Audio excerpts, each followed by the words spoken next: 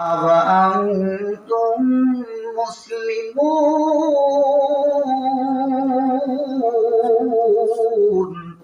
হে ঈমানদারগণ, তোমরা আল্লাহকে ভয় করো, ভয় করার মতো করে ভয় করো, আর মুসলমান না হয়ে মৃত্যুবরণ করো না। মুসলমান না হয়ে মৃত্যুবরণ করো না মানে কি? মুসলমান হয়ে মরো, ঠিক কিনা? তাদেরকে বলছেন ঈমানদার মুসলমান আমরা যারা দাবি করি, আমাদের কেমন আল্লাহ বলেছেন। সুতরাং আমাদেরকে মুসলমান হওয়ার দরকার আছে কি নাই? কিন্তু কেমন মুসলমান, আমাদের পরিচয় কি, অতটুকু আমরা বোঝানোর চেষ্টা করি না। আমার আগে যিনি পেশ করছিলেন, আমি শেষ শুনছি নামাজ সম্পর্কে বলছেন, হয়তো শেষ পর্যন্ত বলে যেতে পারেন নাই, আমি চলে আসছি বা সময়ের অভাবে। আগে কি বলেছেন কতটা আমি শুনেও নাই। যাই হোক, এই যে নামাজ পড়ার ক্ষেত্রে যে মুসলমানের পরিচয় আমরা দিচ্ছি, আমাদের এলাকায় দেখা যায় যে কিছু মুসলমান আছে বছরেও 2 দিন নামাজ পড়ে। আপনাদের এলাকায় আছে নাকি? এখানে আছে। কোন দিন?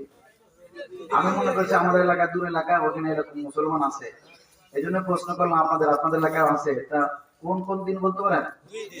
তার মানে আপনারাও জানেন এরকম পাবলিক কিছু থাকতেও পারে, মানে আপনারা জানেন কি করে, কি বলেন? যাই হোক, অনেক সময় দেখা যায় যে বাইরের থেকে আসে, এলাকায় থাকে না, চাকরি বাকরি করে বাইরে, ঈদের সময় বাড়ি আসে। তো আমরা 2 দিন দেখি, এই জন্য হয়তো মনে করতেছি যে 2 দিন নামাজ পড়তেছে, বাকি সময় দেখি না, তাই বলে ফেলতেছে, হয়তো ভুল হয়ে যেতে পারে। তবে কিছু মুসলমান আছে সপ্তাহে 1 দিন নামাজ পড়ে, আছে কি নাই? আপনাদের এলাকাও আছে। কোন দিন? শুক্রবার দিন। তো শুক্রবার দিন তো একক্তই ফরজ, কি বলেন? শুক্রবার দিন 5 ওয়াক্ত ফরজ, কিন্তু যারা সপ্তাহে 1 দিন একক্ত পড়তেছে তারা কয় ওয়াক্ত পড়ে? 1 ওয়াক্ত পড়ে। আমাদের এলাকায় দেখা যায়, আপনাদের এলাকায় কি হয় আপনারা ভালো জানেন। আমি এই জন্য বলছি যে মুসলমানের পরিচয় কতটুকু আছে। এই যে 1 ওয়াক্ত নামাজ পড়তেছে, এই 1 ওয়াক্ত নামাজ হচ্ছে কি হচ্ছে না সেই খেয়াল তারা রাখে না, কি হলো, ঠিক কিনা? তো কমসে কম 1 ওয়াক্ত নামাজ যেটা পড়তেছে হোক, তো হবে, তো হওয়ার দরকার আছে কি নাই? 12:30টার সময় আজান হয়, 12:15 অথবা 12:50, মুসল্লি যদি না আসে, ইমাম সাহেবের 1টার সময় মনে হয় বাংলা অর্থাৎ কোরআন হাদিসের কিছু আলোচনা করেন, 1টার সময় খুতবা শুরু হয়, 1:30টা নামাজ। সাধারণত এইভাবে অনেক জায়গায় হয়। কিন্তু মুসলমান আসে কোন সময়, মানে ওয়াজ যে সময় হয় বাংলা, ইমাম সাহেব যাই বলেন আর কি, ওই সময় কয়জন থাকে, খুতবা শুরু হয়ে যায় শেষ হয়ে যাবে, সে সময় আসে। নামাজ 2 রাকাত জায়গা 2 রাকাত পায় না, 1 রাকাত পায়। যেই নামাজ শেষ অমনি দে দৌড়, মসজিদ অর্ধেক খালি, নাই সুন্নাত, নাই নফল, নাই দোয়া, কিচ্ছু নাই, মুসলমান নামাজ পড়তেছে। কি কথা? আপনাদের এলাকায় এরকম হয় না? কি কথা? এটাও হয়। কি যে অবস্থা, তাহলে বুঝতে হবে আমাদের, কি বলেন, ঠিক কিনা? আমি যে একটা প্রশ্ন করি, আপনার রাগ হবেন না? বলেন তো, আমার নামাজ পড়ি কার জন্য? এই জন্য হলো সমস্যা।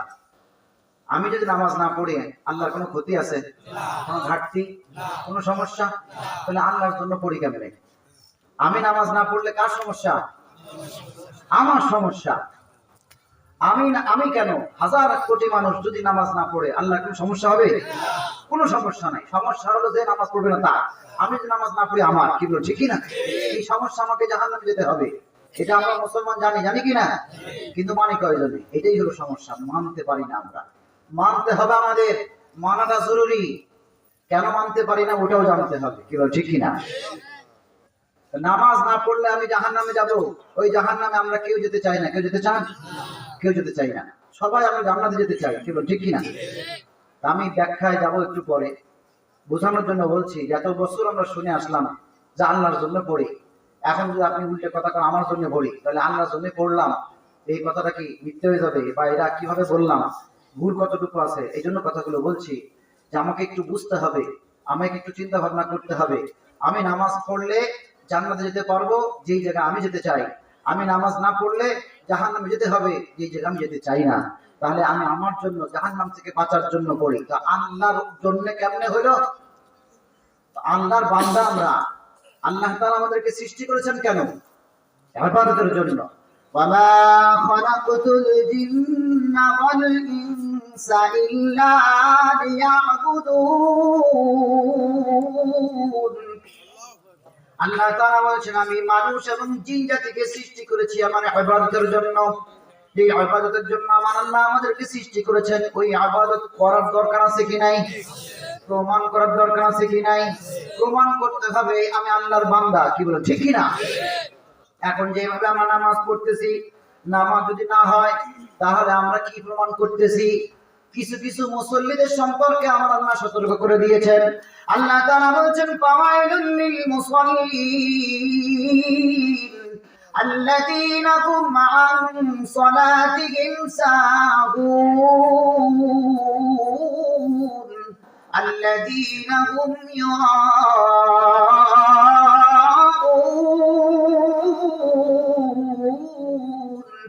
হতভাগা দুর্ভাগা ওই সমস্ত মুসল্লি কারা? বছরে দুদিন নামাজ পড়ে, সপ্তাহে একদিন নামাজ পড়ে, এরাই শুধু মুসল্লি। যারা নামাজ পড়ে তাদেরকে মুসল্লি বলে। আল্লাহ বলছেন হতভাগা দুর্ভাগা, শীতের ভিতরে ওযু করা কষ্টকর কাজ, এত কষ্ট করে ওযু করে নামাজ পড়বে, আবার হতভাগা দুর্ভাগা হবে, কি দরকার আছে নামাজ ইবাদত এরকম নাকি? না, কারা হতভাগা জানতে হবে।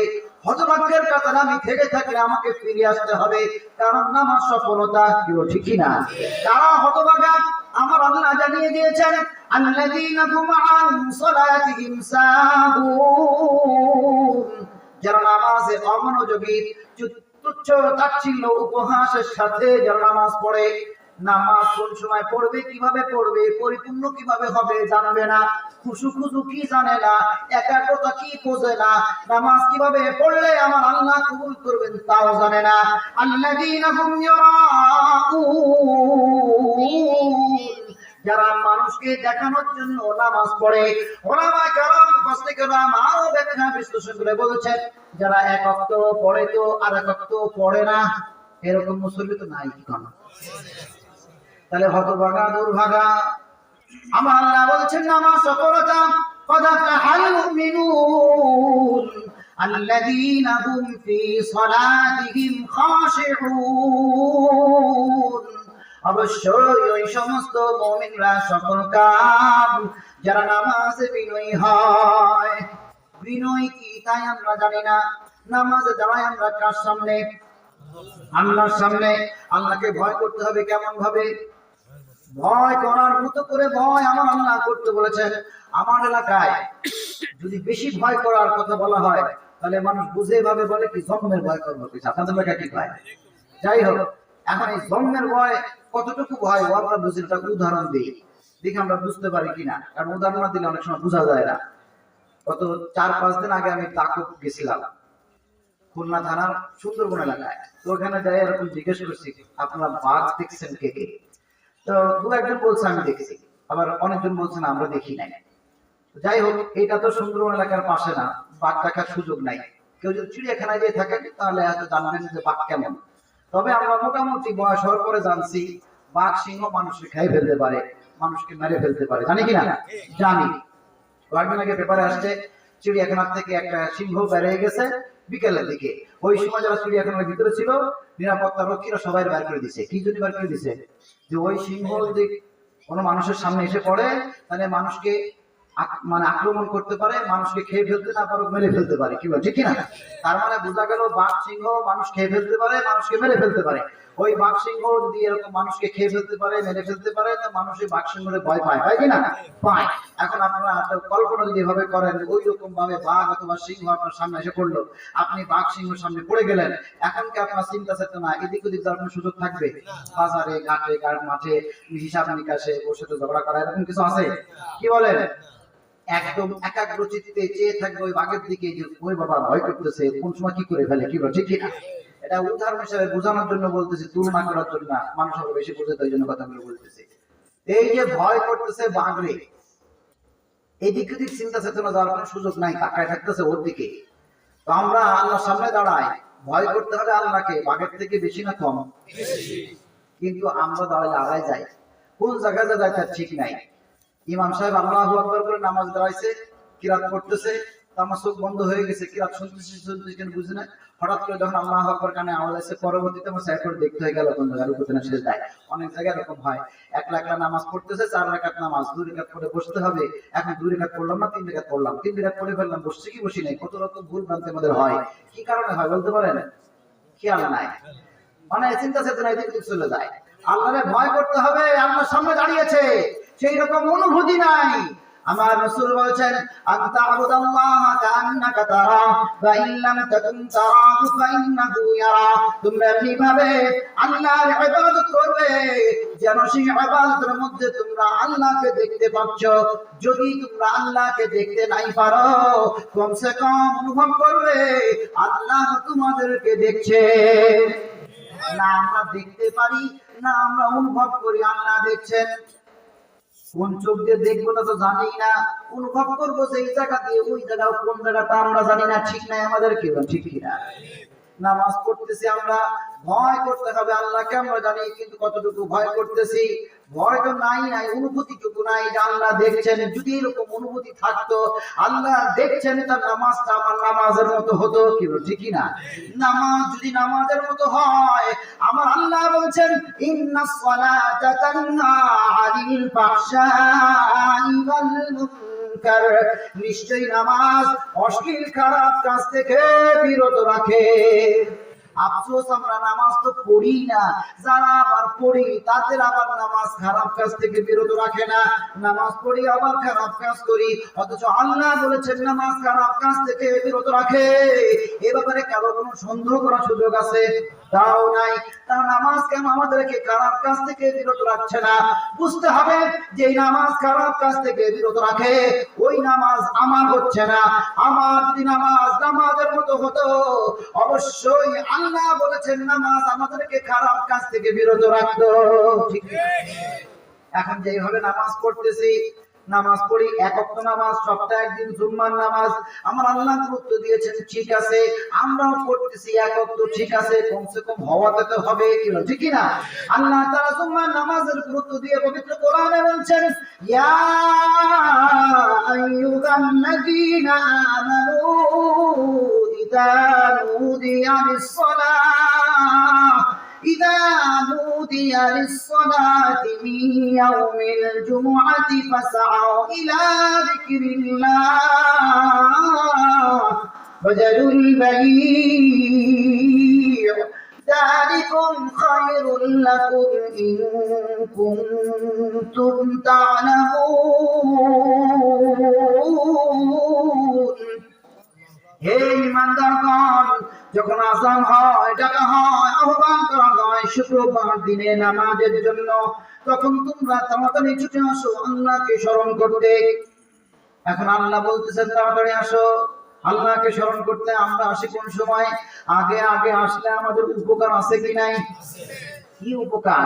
আমার রাসূল জানিয়েছেন আযানের পরে সবার আগে মসজিদে প্রবেশ করবে, আমার আল্লাহ তার আমলনামাতে কিছু উট পরিমাণ সওয়াব দান করবেন। এরপরে গরু, এরপরে ছাগল, এরপরে মুরগি, সবার শেষে কি? এখন ডিম তো আমরা পাই না, নগদ নগদ। কি কারণ? মসজিদ থেকে দেয় নাকি ডিম? আপনাদের এলাকায় দিলে বলতে পারবেন ডিম দেয়, আমাদের এলাকায় দেয় না। এখন হাঁসের ডিম দিবে, মসজিদ কমিটির ফান্ডে টাকা নাই, ঠিক আছে, দিল না। মুরগির ডিম দেবে, তাও দেয় না। আমাদের এলাকায় বর্তমানে কিছু ছোট্ট ছোট্ট ডিম পাওয়া যায়, বলে কোয়েল পাখির ডিম, 1 টাকা 2 টাকা দাম। কারণ আপনার এলাকায় পাওয়া যায় কিনা আপনারা জানেন। ওই কোয়েল পাখির ডিম যদি দিত মসজিদের থেকে মসজিদ কমিটি, এখন সিদ্ধ করা যাবে না, ঠিক আছে, কাঁচা একখান ডিম দিল, কিছু মুসল্লি হয়তো যাইতো ডিমটা নেওয়ার জন্য। কিভাবে বলি, এইখানে তাওয়ারুর কাছে শুনছি আর কি, এখন কি হবে জানি না। প্রায় রাতেই মাহফিল করতে হয়, দেখা যায় যে সামনে অর্ধেক মানুষ থাকে, মাহফিলের প্যান্ডেল যতটুকু হয় অর্ধেক খালি থাকে। কিন্তু 1টা-2টার সময় যদি মোনাজাত হয়, তো সন্ধ্যা থেকে নিয়ে 1টা-2টা পর্যন্ত মানুষ রাস্তাতে ঘোরাফেরা করে, কিছু দোকানপাট বসে, চানাচুর খায়, বাদাম খায়, ঘুরি বেড়ায়, তো বসে না। এখন পাওয়া ব্যথা হয় কি হয় না আল্লাহ জানে, আর যে ঘুরি বেড়ায় সে জানে। যাই হোক, যখনই এরকম মাহফিল শেষ ভাব বোঝে যে এখন টুকরা দেবে, তো ওই সময় আসে। অনেক সময় দেখা যায় যে ঘেরা থাকে, মাঝখানে একটা দরজা থাকে, ওই জায়গা যায় এমন ভিড় করে, গুতুগুতি লেগে যায়, মানে মারামারি পর্যায়ে, চিল্লাচিল্লি শুরু হয়ে যায়, ধাক্কাধাক্কি করে। তোর মধ্যে খিচুড়ি যেটা দেয়, ওটার ভিতরে কিছু নাও মধ্যে থাকে, কিছু বলতে কি হাড্ডি গুড্ডি যাই হোক। এখন মানে ব্রয়লার মুরগি অনেক জায়গা দেয়, প্লেন খিচুড়ি, তারপরে কিছু নাই, সেটা খাওয়ার জন্য ওই সন্ধ্যা থেকে 2টা পর্যন্ত ঘুরতেছে। মানে খাওয়ার ধান্দায় ঘুরে, খাবার পাইলে পরে সব ঠিক, পেট থেকে দুনিয়া ঠিক, সবাই জানে, কেউ অস্বীকার করবে না। কিন্তু সব জায়গায় যদি খালি খাওয়ার ধান্দা করে তাহলে কি চলে? এই জন্য অনেক জায়গায় হবে বলে থাকি যে কিছু আছে খাওয়ার ধান্দায় ঘুরে, এই যারা আছে খাওয়ার ধান্দা করে, এরা যেমন মাহফিলের শেষে আসবে চলে যাবে, মসজিদে শেষে আসবে আগে আগে চলে যাবে, এরাও এরকম দেখা যায় যে যদি কিছু থাকে মসজিদে নামাজ পড়বে না, মিলাদা পড়বে না, ওই জিলাপি অথবা যদি খিচুড়ি কিছু থাকে তো পরে এসে আবার একটু নিয়ে চলে যায়। আপনাদের এলাকায় মনে এরকম হয় না?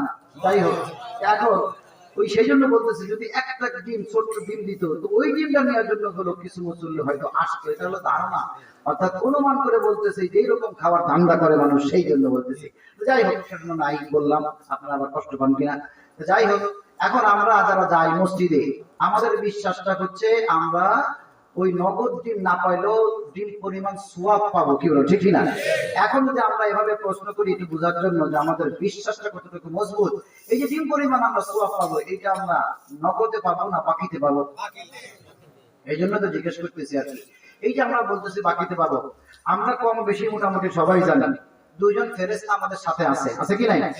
তারা কি কাজ করতেছে? লিখতেছে। তাদের নাম কি? কিরামান কাতিবিন। আমরা জানি আসলে কিরামান কাতিবিন এটা বাংলাও না, ইংরেজিও না, উর্দু না, এটা একটা আরবি শব্দ, কি বলেন ঠিক কিনা? আরবি শব্দের অর্থ কিরামান, সম্মানিত। দুইজন ফেরেশতাদের দিকে ইঙ্গিত করা হয়েছে, কাতিবিন দুজন লেখক। আমরা কি বানাই না, শুনছি দুজন ফেরেশতা আছে কিরামান কাতিবিন, একজন নাম কিরামান একজন নাম কাতিবিন, কাঁধে থাকে মানে ঘাড়ের উপরে। এখন আমাদের এরকম 50 গ্রাম 100 গ্রাম ওজন অনুভব হয় না, তাই আমরা বুঝতে পারি না যে আছে কি নাই, তাই বিশ্বাস ঠিক আছে কি নাই জানি না, ভুলে যাই। আমরা যে যার মতো ইচ্ছা মতো কাজ করতেছি, কি কারণ? যাই হোক, দুজন ফেরেশতা আছে, জানিয়েছেন কি? আল্লাহ জানিয়েছেন। কি লিখতেছেন, কিভাবে লিখতেছেন, সব আল্লাহ জানিয়ে দিয়েছেন। আল্লাহ তাআলা বলেছেন কিরামান কাতিবিন ইয়ালামুনা মা তাফআলুন। দুইজন সম্মানিত ফেরেশতা লেখক আছেন, লিপিবদ্ধ করছেন। কি লিখছেন, কিভাবে লিখছেন? ইয়ালামুনা মা তাফআলুন, তোমরা যা করো তা তারা ভালো মতো জানে, জেনে তোমাদের কাজটাকেই তারা লিপিবদ্ধ করছে। এই যে তারা লিখছে, এই জায়গায় বসে বসে পরে পরে না বাকিতে বাকিতে। কি বলেন? আমার আগে যিনি ওয়াজ করছিলেন তিনি সর্বশেষ একটা পরীক্ষা নিয়েছেন যে কে কে উঠে যাবেন, হাত তোলেন। আপনারা কিন্তু তোলেন নাই, কোন বলছেন আপনারা বোঝেন। আমি সেই জন্য একটু উল্টো প্রশ্ন করতেছি যে আমার কথা বোঝেন কিনা। কিন্তু আমি যে বলতেছি পরে পরে না বাকিতে বাকিতে, আপনারা বুঝতে পারেন নাই। অর্থাৎ সাথে সাথে লেখে, নগদে লেখে, একটু দেরি করে না, কি বলেন ঠিক কিনা? ওই বিশ্বাস আমাদের থাকতে হবে। মসজিদে যেই সময় যাবো উট পরিমাণ সওয়াব পাই তো নগদে পাবো, ডিম পরিমাণ সওয়াব পাই তো নগদেই পাবো, কি বলেন ঠিক কিনা? সুতরাং আমাদের বিশ্বাসটা মজবুত করে ডিম পরিমাণ সওয়াব নিতে হলে মসজিদে আমাকে যেতে হবে, কখন তাও তো জানতে হবে, কি বলেন? কোন সময় পাবো? যে সময় ইমাম সাহেব এরকম মুনাজাত শেষ করবে না সালাম ফিরাবে সেই সময়। কোন সময় ডিম পরিমাণ? কমসে কম খুতবার আগে আমাকে মসজিদে প্রবেশ করতে হবে, তাহলে ডিম পরিমাণ সওয়াব পাওয়ার সুযোগ পাওয়া যাবে। খুতবা যেই শুরু হবে ডিম পরিমাণও পাওয়া যাবে না, কি বলেন ঠিক কিনা? খুতবা নামাজের অংশ, খুতবা আমাকে শুনতে হবে। এক ওয়াক্ত নামাজ পড়তেছি, কিভাবে পড়তেছি বোঝানোর জন্য কথাগুলো বলতেছি, এখন রাগ হচ্ছে। যেহেতু মসজিদের সামনে আমরা বসে আছি, আমরা অনেক সময় ওয়াজ শোনার আশা করি, মনে করি যে কিছু কিসসা কাহিনী বলবে, খুব মজা লাগবে, এক কান্দে শুনবো আর এক কান্দে বাইর করে দেবো, কালকে কি শুনছি না শুনছি পরের দিন ভুলে যাবো। কোনো দরকার নাই, ওয়াজ শুনছি তাই কত মানে খিচুড়ি পাইছি, আমরা খাইয়ে দিয়ে আরামসে না কিনা ঘুমাইছি, ফজর নামাজ পড়ার দরকার নাই। তো আমরা শুনে কি কোন নামাজ আমাদের? আমরা শুনবো, আমরা মানবো, আমরা বাস্তবায়ন করবো। আমরা মুসলমান, জান্নাতে যেতে চাই, কাজ করে যেতে হবে, কি বলেন ঠিক কিনা? এই জন্য কথাগুলো বলছি। নামাজ পড়তেছি, এক ওয়াক্ত নামাজ, সেই এক ওয়াক্ত নামাজ যেন হয় সেই কাজটা আমাকে করতে হবে, কি বলেন ঠিক কিনা? খুতবা শুনবো, কিন্তু অনেক সময় দেখা যায় খুতবা শোনার সময় আগ্রহ নাই, কারণ খুতবা দেয় আরবিতে, ও আরবি বোঝেই না। খুতবা যে নামাজের অংশটা জানেই না। অনেক সময় গল্প করে বাইরে বসে বসে, অনেক সময় খেয়াল থাকে না, অনেক সময় অনেকের জিমও চলে আসে। জিম মানে বুঝুন তো, চলে আসে। অনেক সময় দেখা যায় যে আগে যারা যায় তারা জিমেতে জিমেতে পড়েও যাবার চাই, আগেকার দেখা যায়। এখন তো চাই হলো মানে হন্তদন্ত হয়েছে যে জিমে কোন সময় ঘুমানোর সময় পাবি না, কিন্তু যারা আগে আগে যায় তারা জিম চলে আসে। কেন জিম চলে আসে এটা আমাদেরকে বুঝতে হবে। আমি গুরুত্ব দিচ্ছি না ওই খুতবা নামাজের অংশ, আমার মজা লাগে না শুনতে, আমার ভালো লাগে না, আমি নামাজের অংশ মনেই করি না, যে কারণে খুতবা শোনার আগ্রহ আমার থাকে না, যে কারণে আমি খুতবায় কি বলে বোঝাতে চেষ্টা করি না, মজাও লাগে না, আমার আগ্রহ জাগে না, আমি অনুভব করি নামাজের অংশ, তাই ওই রকম ভাবে আমার জিন চলে আসতেছে, কি বলে ঠিক কিনা? আমার আব্বাজান তো দরবার শরীফে বিশ্বাস ছিলেন। একটা উদাহরণ দিতেন এভাবে, যে খালি বুঝতো আর যে গুরুত্ব দিত জিম আসতো না। উদাহরণটা এভাবে দিতেন, আগে নাকি পুঁথি পড়া হতো, যারা মুরব্বী আছেন দাড়ি পেকে গেছে এরা হয়তো বলতে পারবেন, আমি কিন্তু জীবনে কোনো দেখিনি, আমার আব্বাজান বলতো না, শুনেছি। পুঁথির মধ্যে লেখা থাকতো কি, ঘোড়ায় চড়ি আমার তো হাঁটিয়া চলিল, কিছু দূর যাওয়ার পরে মর্দ রওনা হইল, মারে বলে লাখ লাখ কাতার কাতার, গুনে দেখে মোটে 10,000। এইভাবে বলে প্রশ্ন করতেন, প্রশ্ন করলে মানুষ বুঝে ভালো, তা প্রশ্ন করতেন এভাবে, ঘোড়ায় চড়ে মর্দ যদি হাঁটে যায় তা ঘোড়ায় চড়লো কেন? কিছু দূর যাওয়ার পরে যদি রওনা হয় তা বাড়িতে করলো কি?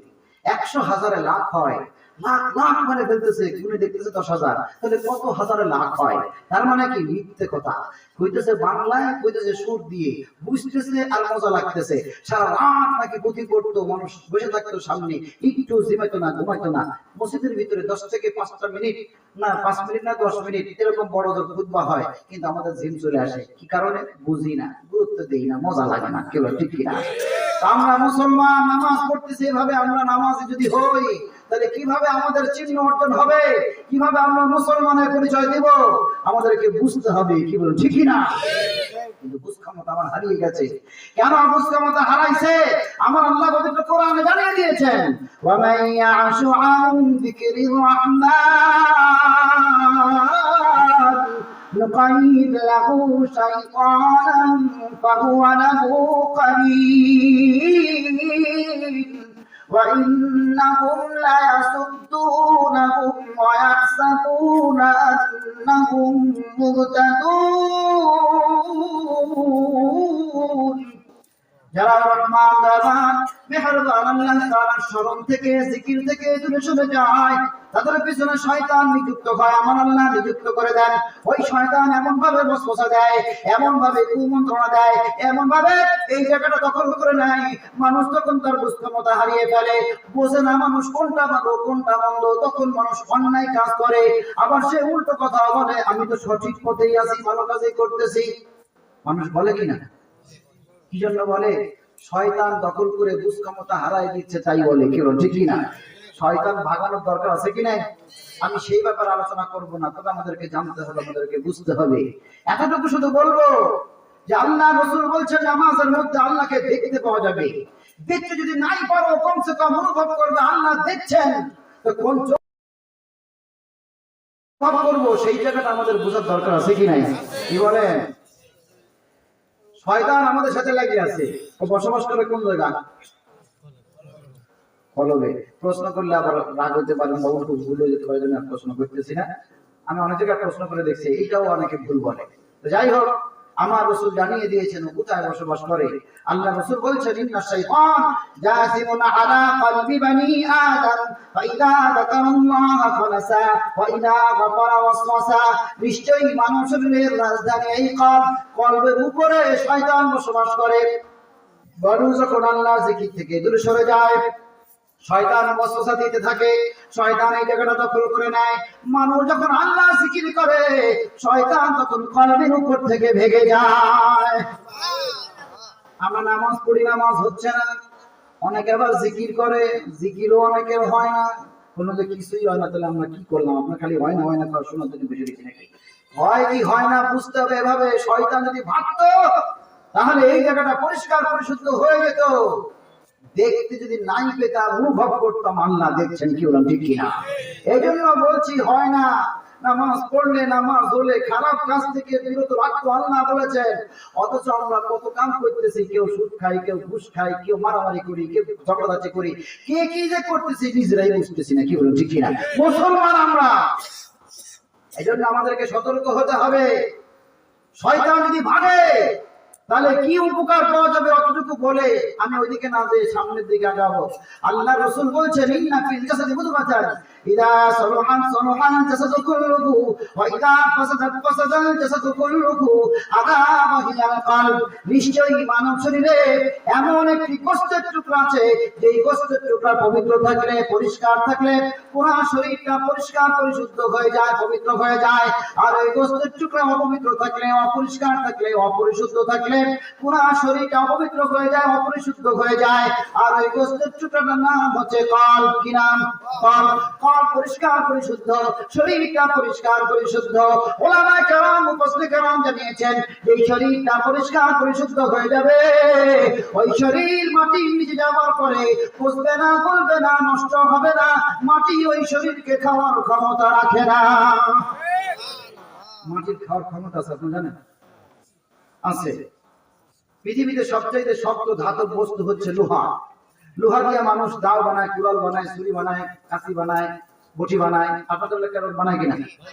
দা অনেক ঘরেই থাকে। দা দিয়ে মানুষ ডাব কাটে, অনেক কিছু করে। দাও বানায় লোহা দিয়ে।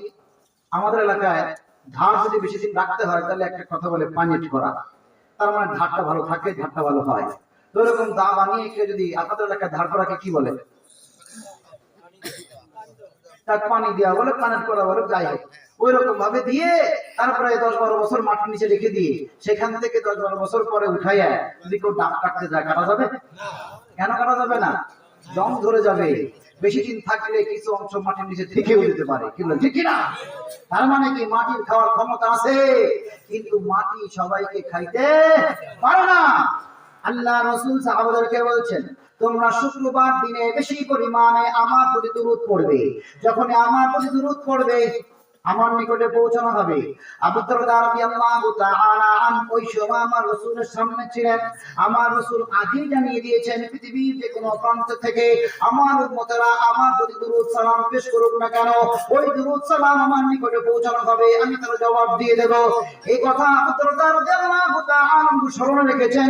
তাই তো যখন আমার রাসূল বলেছেন শুক্রবার দিনে বেশি পরিমাণে আমার প্রতি দুরূদ পড়বে, তখন আবু দারদা রাদিয়াল্লাহু তাআলা আন জানার জন্য আমার রাসূলের কাছে প্রশ্ন করেছেন, ইয়া রাসূলুল্লাহ, বা'দাল মাউত, আপনার ইন্তেকালের পরও, আপনার ওফাতের পরও, আপনি দুনিয়া ছেড়ে যাওয়ার পরও আপনার নিকটে পৌঁছানো হবে, আপনি তার জবাব দিয়ে দেবেন।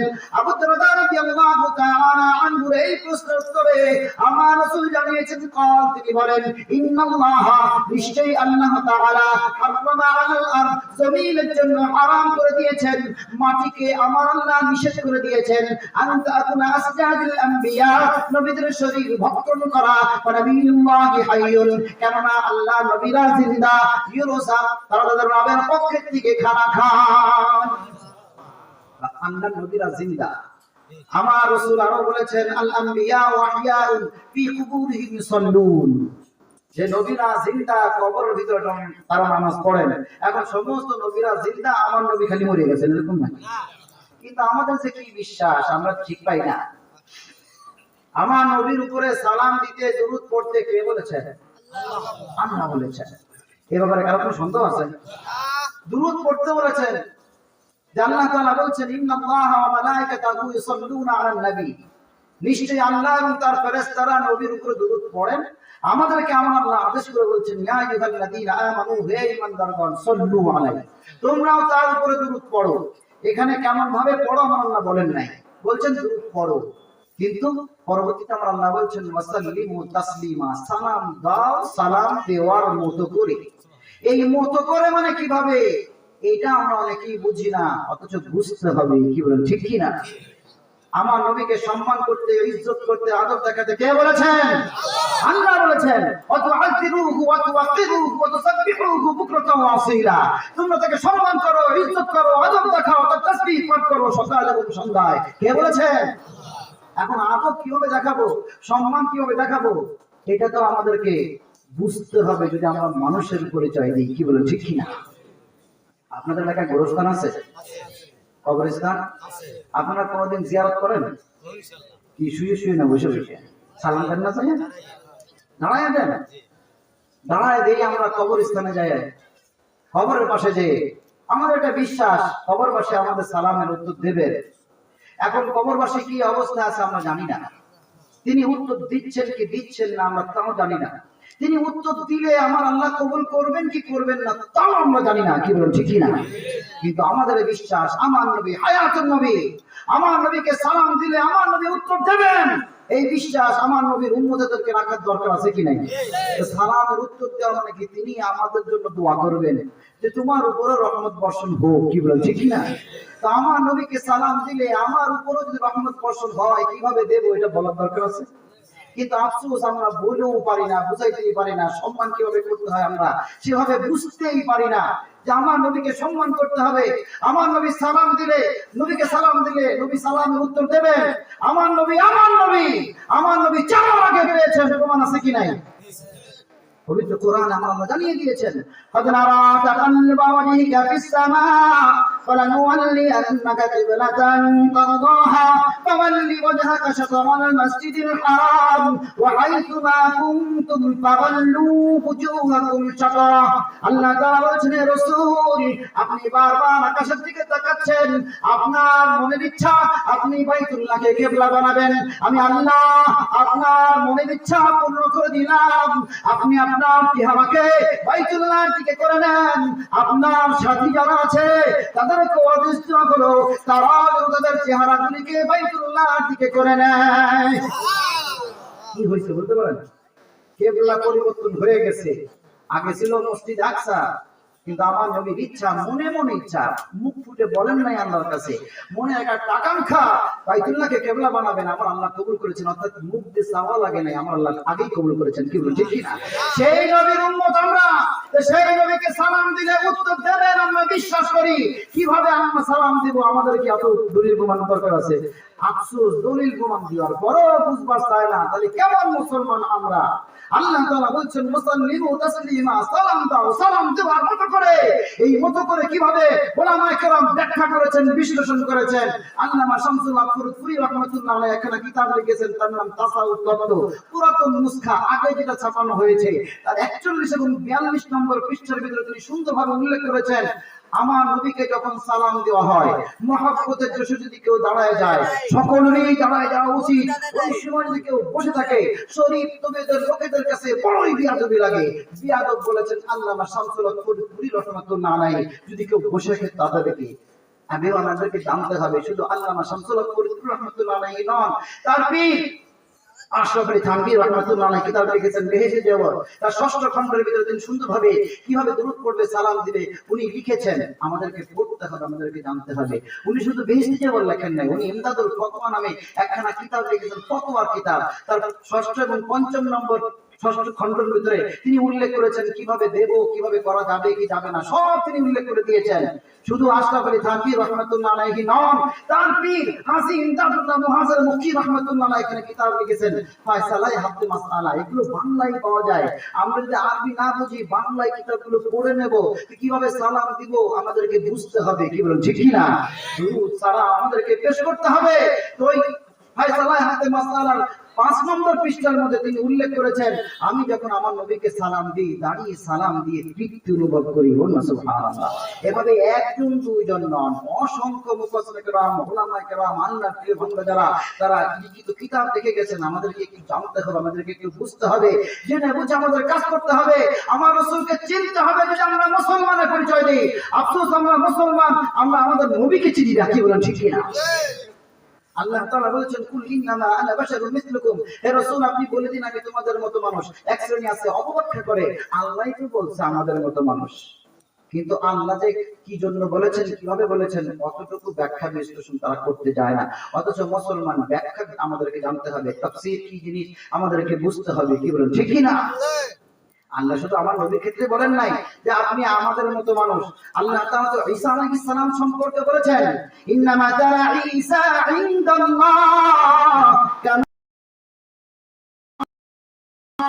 ثم قال له كن فيكون الحق من ربك فلا تكن من الممترين।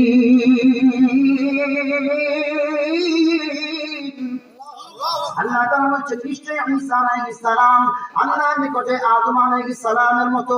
কার মতো বলেছেন? আদম আলাইহিস সালামের মতো। আদম আলাইহিস সালামকে আল্লাহ কি দিয়ে বানাইছেন? মাটি দিয়ে।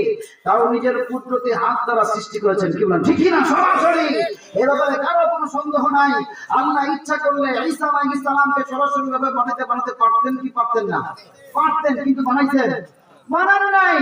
ঈসা আলাইহিস সালামকে আল্লাহ বিশেষভাবে পৃথিবীতে পাঠিয়েছেন, ভাবছিল না তার, কি বলেন ঠিক কি না? এজন্যই ঈসা আলাইহিস সালাম সম্পর্কে বলছেন যে আদম আলাইহিস সালামের মতো।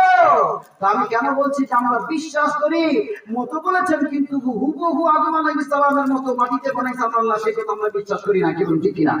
সেই মতো যদি একই রকম না হয়, আমার নবী একই রকম কিভাবে হবেন বুঝতে হবে আমাদেরকে।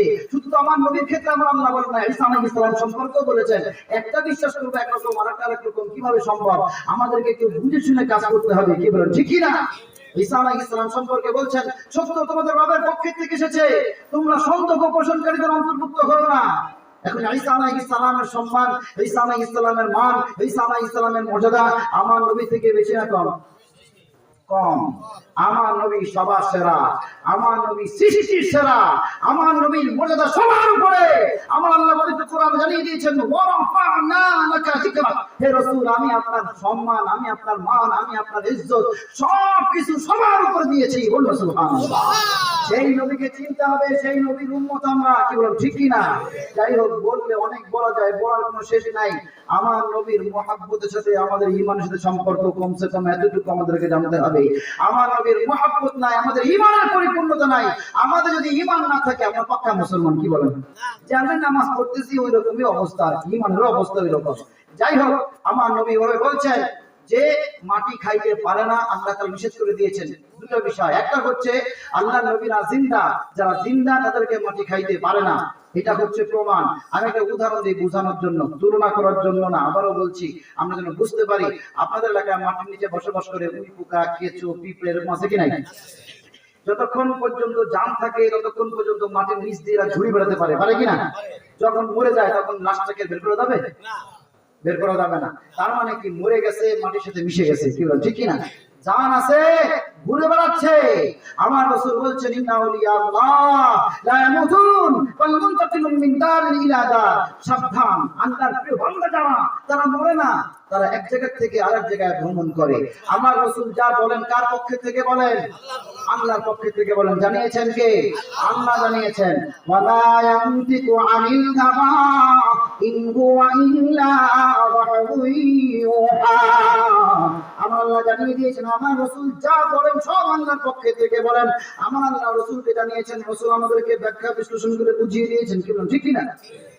এই জন্য আল্লাহ তাআলা বলছেন ইয়া আইয়ুহান নাস ক্বাদ জাআতকুম মাউইযাতুম মির রাব্বিকুম ওয়া শিফাa'un লিমা ফিস সুদূর ওয়া হুদান ওয়া রাহমাতুল লিল মুমিনিন।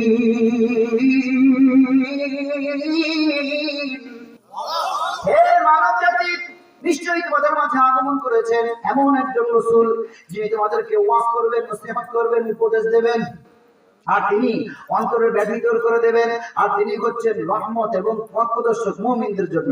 সুবহানাল্লাহ। আমার রাসূল ভাবে সব জানিয়ে দিয়েছেন, আমার আল্লাহ যা বলেছেন তাই আমাদেরকে জানিয়েছেন। তো এইখানে আমার রাসূল বলছেন মরে না, এক জায়গা থেকে আরেক জায়গায় ভ্রমণ করে। কিভাবে বলছেন? আল্লাহ আমাদেরকে কি জানিয়েছেন? কুল্লু নাফসিন যায়কাতুল মাউত, প্রত্যেক প্রাণীকেই একদিন মৃত্যু স্বাদ গ্রহণ করতে হবে, এটা আমরা জানি, জানি কি না? তা আমরা জানতেছি যে আমাদের পূর্বপুরুষ কতজন আসছে মরে গেছে, আমরা হয়তো কয়েকজন মরে যাব। কেন কয়েকজন আর কতজন বলছি? আমার আল্লাহ শুধু এই কথাটাই বলেন নাই, আরেক জায়গায় আমার আল্লাহ বলছেন লা তাকুলু লিমান ইয়াকতালু ফি সাবিলিল্লাহি আমওয়াত বাল আহইয়াউ ওয়ালাকিন লা তাশউরুন। মুসলমানদেরকে মৃত বলো না, নিষেধ করেছেন কে? আল্লাহ। কাদেরকে মৃত বলবে না? যারা আল্লাহর রাস্তা থেকে দুনিয়া ছেড়ে চলে গেছেন। কেউ কেউ বলেছেন শহীদ, কেউ কেউ বলেছেন আল্লাহর প্রিয় বান্দা। শহীদ হন, আল্লাহর প্রিয় বান্দা হন। যে নবী আমরা চিনি মানুষ, তো তারা নাকি মানুষ না? মানুষ, মানুষ তো প্রাণী, প্রত্যেক প্রাণীকে মৃত্যু স্বাদ গ্রহণ করতে হবে আল্লাহ বলেছেন। এখানে বলছেন যারা আল্লাহর রাস্তায় থেকেই দুনিয়া ছেড়ে চলে গেছে ওদেরকে মৃত বলো না, শুধু নিষেধ করেন নাই। আমার আল্লাহ বলছেন বাল আহইয়াউন, বরং তারা জিন্দা, জীবিত।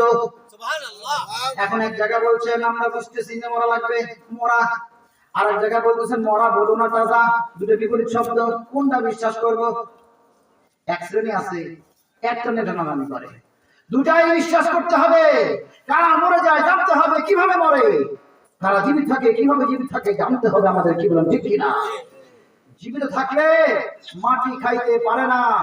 আল্লাহ রসুল নবীরা আম্বিয়া কেরাম জীবিত মাটি খেতে পারে না, আল্লাহ নিষেধ করে দিয়েছেন, আল্লাহ রসুল জানিয়েছেন। এভাবে আল্লাহ বলছেন মৃত বলো না, বরং তারা জিন্দা। কিভাবে আমরা প্রমাণ পাই? এই কল পরিষ্কার পরিশুদ্ধ, শরীরটা পরিষ্কার পরিশুদ্ধ, যদি এই অবস্থা মাটির নিচে যায় তার অবস্থা প্রমাণ থাকে কি অবস্থা হয়। এক শ্রেণী চলে যাবে মাটির নিচে, তাদের এই কাপড়ের কাপড় থাকবে না, এই চামড়া থাকবে না, গোশত থাকবে না, হাড্ডি কুট্টি পর্যন্ত অনেকদিন পরে খুঁজে পাওয়া যায় না। এরকম ঠিক আছে কিনা? পাওয়া যায় না অনেক সময়, কি বলুন, ঠিক কিনা? কবরস্থানে যাবেন, 10-12 বছর 15 বছর আগে কবর দেওয়া হয়েছে, কঙ্কাল অনেকের আমরা আল্লাহ রেখে দেন, ঠিক আছে, কিন্তু বেশিরভাগই দেখা যাচ্ছে যে প্রথমে জয়েন্ট থেকে চলা শুরু করে, তারপরে হাড্ডিগুলো আস্তে আস্তে ক্ষয় হয়, এই হাড্ডি পর্যন্ত মানুষের সাথে মিশে যায়, এই হাড্ডির অস্তিত্ব অনেকের থাকে না, কি বলুন, ঠিক না? আবার আরেক শ্রেণী মাটির নিচে চলে যাবে, হাড্ডি কুড্ডি নয়, হাড্ডির সাথে যেই গোশত থাকে ওই গোশত নয়, গোশতের সাথে যে চামড়া থাকে ওই চামড়াও নয়, চামড়ার উপরে দাফন করার সময় যে কাফনের কাপড়টা পরানো হয় ওই কাফনের কাপড়টা পর্যন্ত পচে না। প্রমাণ আছে কি নাই? প্রমাণ আছে, আমি বেশি ব্যাখ্যায় যাব না। এই ডাসার আগে ছিল কালকিনি থানা, আমার পূর্বপুরুষেরা অর্থাৎ আমার আব্বাজান দুর্গা দরবার শরীফ সাহেব, দাদাজান দুর্গা দরবার শরীফের প্রতিষ্ঠিত করেছেন দরবার শরীফ। দাদাজান এসেছেন জুনগুটি থেকে নগরকান্দা, আর এই ডাসার গ্রাম থেকে আমার দাদাজানের 6 পুরুষ আগেকার পুরুষ গিয়েছেন নগরকান্দা জুনগুটি গ্রামে, আর 6 পুরুষ আগের থেকে 12 পুরুষ আগ পর্যন্ত যিনি এসেছেন সৌদি আরব থেকে, আব্দুল্লাহিল কাতিল নাম তার ছিল, আমি দেখি নাই এখনো, এসেছি একটা আগ্রহ ছিল কিন্তু রাত হয়ে গেছে। এখন আমি এসে জিজ্ঞেস করেছি ডাসার গ্রামটা কোনটা, এখন ডাসার থানা হয়ে গেছে, এখন তো খুঁজে পাওয়া মুশকিল। তিনি এসেছেন, আমার পূর্বপুরুষেরা, আমার আব্বাজান বলছেন নাম আছে আমাদের সবার নাম, 6 পুরুষ পর্যন্ত আমার নাম, আমাদের নাম আছে বইতে, আমার আব্বাজান লিখেছেন। তো পূর্বপুরুষ এখানে এসেছেন, এই যে এখানে এসেছেন তিনি যেমন আল্লাহর ওলি ছিলেন আমরা শুনেছি। আমার দাদাজান দুর্গা দরবার শরীফে শাহিদ আছেন। আমার আব্বাজানের ইন্তেকালের 41 বছর আগে আমার দাদাজান ইন্তেকাল করেছেন। 41 বছর পরে আমার আব্বাজানকে দাফন করা হয় আমার দাদাজানের পাশে। তো আমাদের এলাকায় কবর, আমার আব্বাজানের কবরটা দেওয়া হয়েছে পুবলি কবর বলে, এইভাবে ঘুরে এইভাবে সামনের দিকে যাওয়া, পশ্চিম দিকে যাওয়া। এই যে কবরটা এইভাবে যে এভাবে গেছেন, যিনি কবর খুঁড়েছেন তিনি আমার, যেখানে আমার আব্বাজানকে দাফন করা হয়েছে ওটা বালি মাটিও না, এঁটেল মাটিও না, দোআঁশ মাটি, ঝুরঝুরে মাটি। তো উনি উপর দিয়ে যায়, নিচে যখন গেছেন তো একটা ফিতে পাইছেন প্রথমে, তো ফিতে পেয়ে মনে করছেন মানে কাপড়ের মতো দেখা যাচ্ছে, টান দিয়েছেন শক্ত। এরপরে আর উনি কুদাল ব্যবহার না করে হাত ব্যবহার করেছেন, আস্তে আস্তে মাটি সরিয়েছেন। আমাদের জানেন এইখান থেকে এই পর্যন্ত কাফনের কাপড় দেখা গেছে 41 বছর পরে। 41 বছর পর্যন্ত যার কাফনের কাপড়টা পরে তার শরীরটা পচে গেছে, প্রমাণ আছে, পচে না কাফনের কাপড় পর্যন্ত, কি বলে ঠিক কিনা? আমাদেরকে সেই রকম ভাবে প্রস্তুতি নিতে হবে, কিন্তু আমরা যা করতেছি সেই প্রস্তুতি কোথায় আছে এটা আমাদেরকে বুঝে নিতে হবে। মুসলমান আমরা, পরিচয় আমাদের বহন করতে হবে, আমাদের চিহ্ন অর্জন করতে হবে। এই নামাজ পড়ে যে চিহ্ন অর্জন করা যাবে সেই চিহ্ন আমাদের কাজে লাগবে। আমার আল্লাহ আমাদেরকে চিহ্ন অর্জন করার কথা বলেছেন, কি বলেন ঠিক কিনা? আল্লাহ তাআলা পবিত্র কোরআনে আমাদের পরিচয় সম্পর্কে বলছেন, মুহাম্মাদুর রাসূলুল্লাহ والذين معه أشداء على الكفار। মুহাম্মদ সাল্লাল্লাহু আলাইহি ওয়াসাল্লাম আল্লাহর রাসূল, তার সাথী যারা হবে তারা কাফেরদের বিরুদ্ধে অত্যন্ত কঠোরতা অবলম্বন করবে। মারামারি কাটাকাটি যুদ্ধ বিগ্রহ নয়। ওলামায়ে কেরাম মুফাসসিরিনে কেরাম বলছেন কমসে কম ধর্মের ব্যাপারে কঠোরতা অবলম্বন করবে। আর আমরা কি করি? ধর্ম যার যার উৎসব সবার বলে থাকি, ঠিক কাজ করি, ঠিক কথা বলি না? ধর্ম যার যার উৎসব তার তার, কি বলেন ঠিক না? আমরা আল্লাহ বলে দিয়েছেন লাকুম দীনুকুম ওয়ালিয়া দীন, যার যার ধর্ম শেষে পালন করবে। ইসলাম শান্তি ধর্ম, কারো ধর্মে বাধা দেবে না, কিন্তু কারো ধর্মের ব্যাপারে পাহারা দেওয়ারও দরকার নাই, শুভেচ্ছা জানার দরকার নাই, সেখানে যায় দাঁড়ায় থাকারও দরকার নাই, কি বলেন ঠিক না? পূজা আসলে আমাদের এলাকায় দেখা যায় যেখানে পূজা মণ্ডপ হয় সেখানে অনেক মানুষের ভিড় হয়, সেখানে অর্ধেক মানুষের বেশি হলো মুসলমান দাঁড়ায় যায়। আপনাদের এরকম দেখা যায়, কি বলেন? মুসলমান দেখা যায়? যে সমস্ত মুসলমান যায় তাদের কাছে যদি প্রশ্ন করা হয় তোমরা পূজা করবার আইছো কেন, তোমরা না মুসলমান, তো বলবে নাকি যে পূজা করবো তোমার কি করে করবে নাকি? বলবে না, বলবে যে আমরা তো পূজা করতে আসি নাই, আমরা দেখতে আইছি। অনেক সময় এরকম উত্তর দেয় কেউ, ঠিক না? এখন আমাদেরকে বুঝতে হবে আমাদের ধর্ম ইসলাম মনোনীত কে করেছেন? আল্লাহ করেছেন। আল্লাহ তাআলা পবিত্র কোরআনে বলেছেন, আল-ইয়াওমা আকমালতু লাকুম দীনাকুম ওয়া আতমামতু আলাইকুম নি'মাতি ওয়া রাদিতু লাকুমুল ইসলাম দীনা। ইসলাম ধর্মকে মনোনীত করলাম তোমাদের জন্য, নিয়ামত দ্বারা পরিপূর্ণ করে দিলাম। কে বলেছেন? আল্লাহ বলেছেন। এই আয়াতটা তেলাওয়াত করছেন ইবনে আব্বাস রাদিয়াল্লাহু তাআলা আনহু। ওই সময় ইহুদি সামনে দিয়ে যাচ্ছে আর শুনে শুনে বলতেছে, এই আয়াতটা যদি আমাদের উপর নাযিল হতো তাহলে এই দিনটাকে আমরা ঈদের দিন হিসেবে মেনে নিতাম।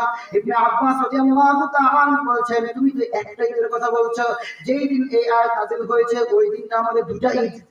ওমর রাদিয়াল্লাহু তাআলা আনহু জানিয়েছেন, এই আয়াতটা যেই দিন নাযিল হয়েছে ওই দিন ওমর রাদিয়াল্লাহু তাআলা আনহু আমার নবীর সাথে ছিলেন। তিনি বলছেন, আমি আমার নবীর সাথে ছিলাম, এই আয়াত নাযিল হয়েছে সেই দিনটা ছিল যেমন আরাফার দিন, যেমন জুমার দিন। অর্থাৎ আরাফার দিনও ঈদের দিন, জুমার দিনও ঈদের দিন। আমরা তো দুই ঈদ ছাড়া অন্য কোন ঈদ খুঁজেও পাই না। কি কর ঈদ আছে কি নাই? আছে। ঈদে মিলাদুন নবীর আলোচনা করতেছি না, কিন্তু বিশ্বাস করতে হবে আমার নবী আগমন করেছেন, আমরা সবাই খুশি। আর খুশি মানে ঈদ, সেরা ঈদ। কি বলেন, ঠিক কি না? সুসংবাদ পেলে মানুষ খুশি হয় না বেজার হয়? কিন্তু আমরা যদি বেজার হই, আমরা যদি খুঁজে না পাই, কিভাবে আমরা খুশি হই, কিভাবে মানুষ পরিচয় দিই, বুঝার দরকার আছে কি নাই? আল্লাহ তাআলা পবিত্র কোরআনে বলছেন, ওয়া ইয ক্বালা ঈসা ইবনে মারইয়াম ইয়া বানি ইসরাঈল ইন্নী রাসূলুল্লাহি ইলাইকুম মুসাদ্দিকান লিমা বাইনা ইয়াদাইয়া মিনাত তাওরাহ ওয়া মুবাশশিরান বিরাসূলিন ইয়াতি মিন বা'দি ইসমিহি আহমাদ। ঈসা ইবনে মারইয়াম অর্থাৎ ঈসা আলাইহিস সালাম তার কওমদেরকে বলেছেন, হে বনি ইসরাঈল, আমি আল্লাহর পক্ষ থেকে পৃথিবীতে এসেছি তাওরাত কিতাবের সত্যায়নকারী হিসাবে আর একজন সুসংবাদদাতা হিসাবে। ওই সংবাদ হচ্ছে আমার রাসূল আগমন করবেন, যার নাম হবে আহমদ। আমার নবীর নাম যেমন আহমদ তেমন মুহাম্মদ সাল্লাল্লাহু আলাইহি ওয়াসাল্লাম। কি ঠিক কি না? আমার নবীর আগমন সুসংবাদ ঈসা আলাইহিস সালাম বলেছেন, তার কওমদেরকে জানিয়েছেন কে? আল্লাহ। এখন সুসংবাদ পেলে আমরা খুশি হব না বেজার হব, বুঝতে হবে আমাদের কি বল, ঠিক কি না? যদি মানুষের পরিচয় আমরা দেই, আল্লাহ তাআলা আমাদের সৃষ্টি সম্পর্কে পবিত্র কোরআনে বলেছেন, লাকাদ খালাকনাল ইনসানা ফি আহসানি তাকবীর। নিশ্চয়ই আমি মানুষকে সবচেয়ে সুন্দর রূপে সৃষ্টি করেছি। এই রূপের ব্যাখ্যা কি? শুধুমাত্র চেহারা, অনেক চোখ লম্বা টানা, নাকটা উঁচু আছে, চেহারা ভালো আছে, চুল লম্বা, স্বাস্থ্য মোটা চিকন ভালো, এই অবাক গঠন প্রক্রিয়া এগুলো কমন আল্লাহ পবিত্র কোরআনে জানিয়ে দিয়েছেন। কি বল, ঠিক কি না? আল্লাহ তাআলা বলেছেন, ইয়া আইয়ুহাল ইনসান মা গাররাকা বিরাব্বিকাল কারীম আল্লাযী খালাকাকা ফাসাওয়াকা ফাআদালাক ফি আইয়ি সূরাতিন মা শাআ রাক্কাবাক। হে মানব জাতি, কিসে তোমাদেরকে ধোঁকা দিল? কেন তোমরা তোমাদের রবের থেকে দূরে সরে আছো? কোন রবের থেকে দূরে সরে আছো? যে রব তোমাদেরকে সৃষ্টি করেছেন সুষমভাবে, সুচৌকটিত ভাবে। কোথায় চোখ, কেমন চোখ, কোথায় নাক, কেমন নাক, কোথায় হাত, কোথায় পা, কোথায় বুক, কোথায় পেট, কোথায় কেমন ভাবে দিলে ভালো লাগবে। ফি আইয়ি সূরাতিন মা শাআ রাক্কাবাক। তোমাদের রব যেভাবে ইচ্ছা করেছেন সেভাবে তোমাদেরকে এই সুষমভাবে, সুচৌকটিত ভাবে, সুন্দর রূপে সৃষ্টি করেছেন। এই অবাক গঠন প্রক্রিয়া আল্লাহ জানিয়ে দিয়েছেন। কিন্তু সূরা ৩ এর ভিতরে যেমন আল্লাহ বলেছেন মানুষকে সবচেয়ে সুন্দর রূপে সৃষ্টি করেছেন, এই রূপের ব্যাখ্যা কি? এই রূপটা হচ্ছে মানুষ কেমন আল্লাহ এমন একটা জিনিস দিয়ে সৃষ্টি করেছেন, ওই জিনিসটা অন্য কোনো প্রাণীকে আল্লাহ দেন নাই। ওই জিনিসটা কি? এই কল, বিবেক, বুদ্ধি, বিবেচনা, ভালো মন্দ পার্থক্য করার ক্ষমতা, বুঝ ক্ষমতা যা আল্লাহ তাআলা আমাদেরকে দিয়েছেন। জানলাম কি করে? আমার আল্লাহ পবিত্র কোরআন আমাদেরকে জানিয়ে দিয়েছেন, ওয়ালাকাদ যারানা লিজাহান্নামা কাসীরাম মিনাল জিন্নি ওয়াল ইনস লাহুম কুলুবুন লা ইয়াফকাহুনা বিহা ওয়া লাহুম আ'য়ুনুন লা ইউবসিরুনা বিহা ওয়া লাহুম আযানুন লা ইয়াসমাউনা বিহা উলাইকা كالأنعام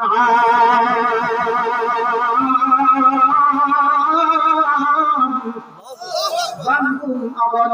আল্লাহ তাআলা বলেছেন সেই দিন জাহান্নামের ভিতরে অনেক মানুষ এবং জিন অবস্থান করবে। তারা কারা, তাদের পরিচয় কি? আমার আল্লাহ বলছেন যাদেরকে আমি চোখ দিয়েছি অথচ যারা দেখেও দেখে না, যাদেরকে আমি কান দিয়েছি অথচ যারা শোনে না, যাদেরকে আমি অন্তর দিয়েছি, কান দিয়েছি, বিবেক দিয়েছি, ভালো মন্দ পার্থক্য করার ক্ষমতা দিয়েছি, এই ক্ষমতা দেওয়ার পরও যারা বোঝে না, তাদের সম্পর্কে আমার আল্লাহ স্পষ্ট করে জানিয়ে দিয়েছেন উলাইকা কাল আনআম, তারা চতুষ্পদ জন্তুর মতো। শুধু তাই নয়, বালকুম আদাল, তার থেকেও নিকৃষ্ট। নাউযুবিল্লাহ। একবার সবার উপরে আশরাফুল মাখলুকাত সৃষ্টি ছিল জীব, আরেকবার সবার নিচে নিকৃষ্ট জীব। এখন বলবেন চতুষ্পদ জন্তুর মতো বলছে, এখন আমরা তো গরু ছাগল পালন করি, ওগুলো তো বেশি আমরা নিকৃষ্ট মনে করি না, ভালোই মনে করি কি কারণ? এখন ওগুলো মতো ওইগুলো আমার কোনো সমস্যা নেই, কিন্তু যদি আমরা যে গালি দেয় কুত্তা আরো কোনো কিছু ওর থেকেও নিকৃষ্ট, তাহলে বুঝতে হবে আমরা আছি কোন জায়গা। কি বলছে কিনা?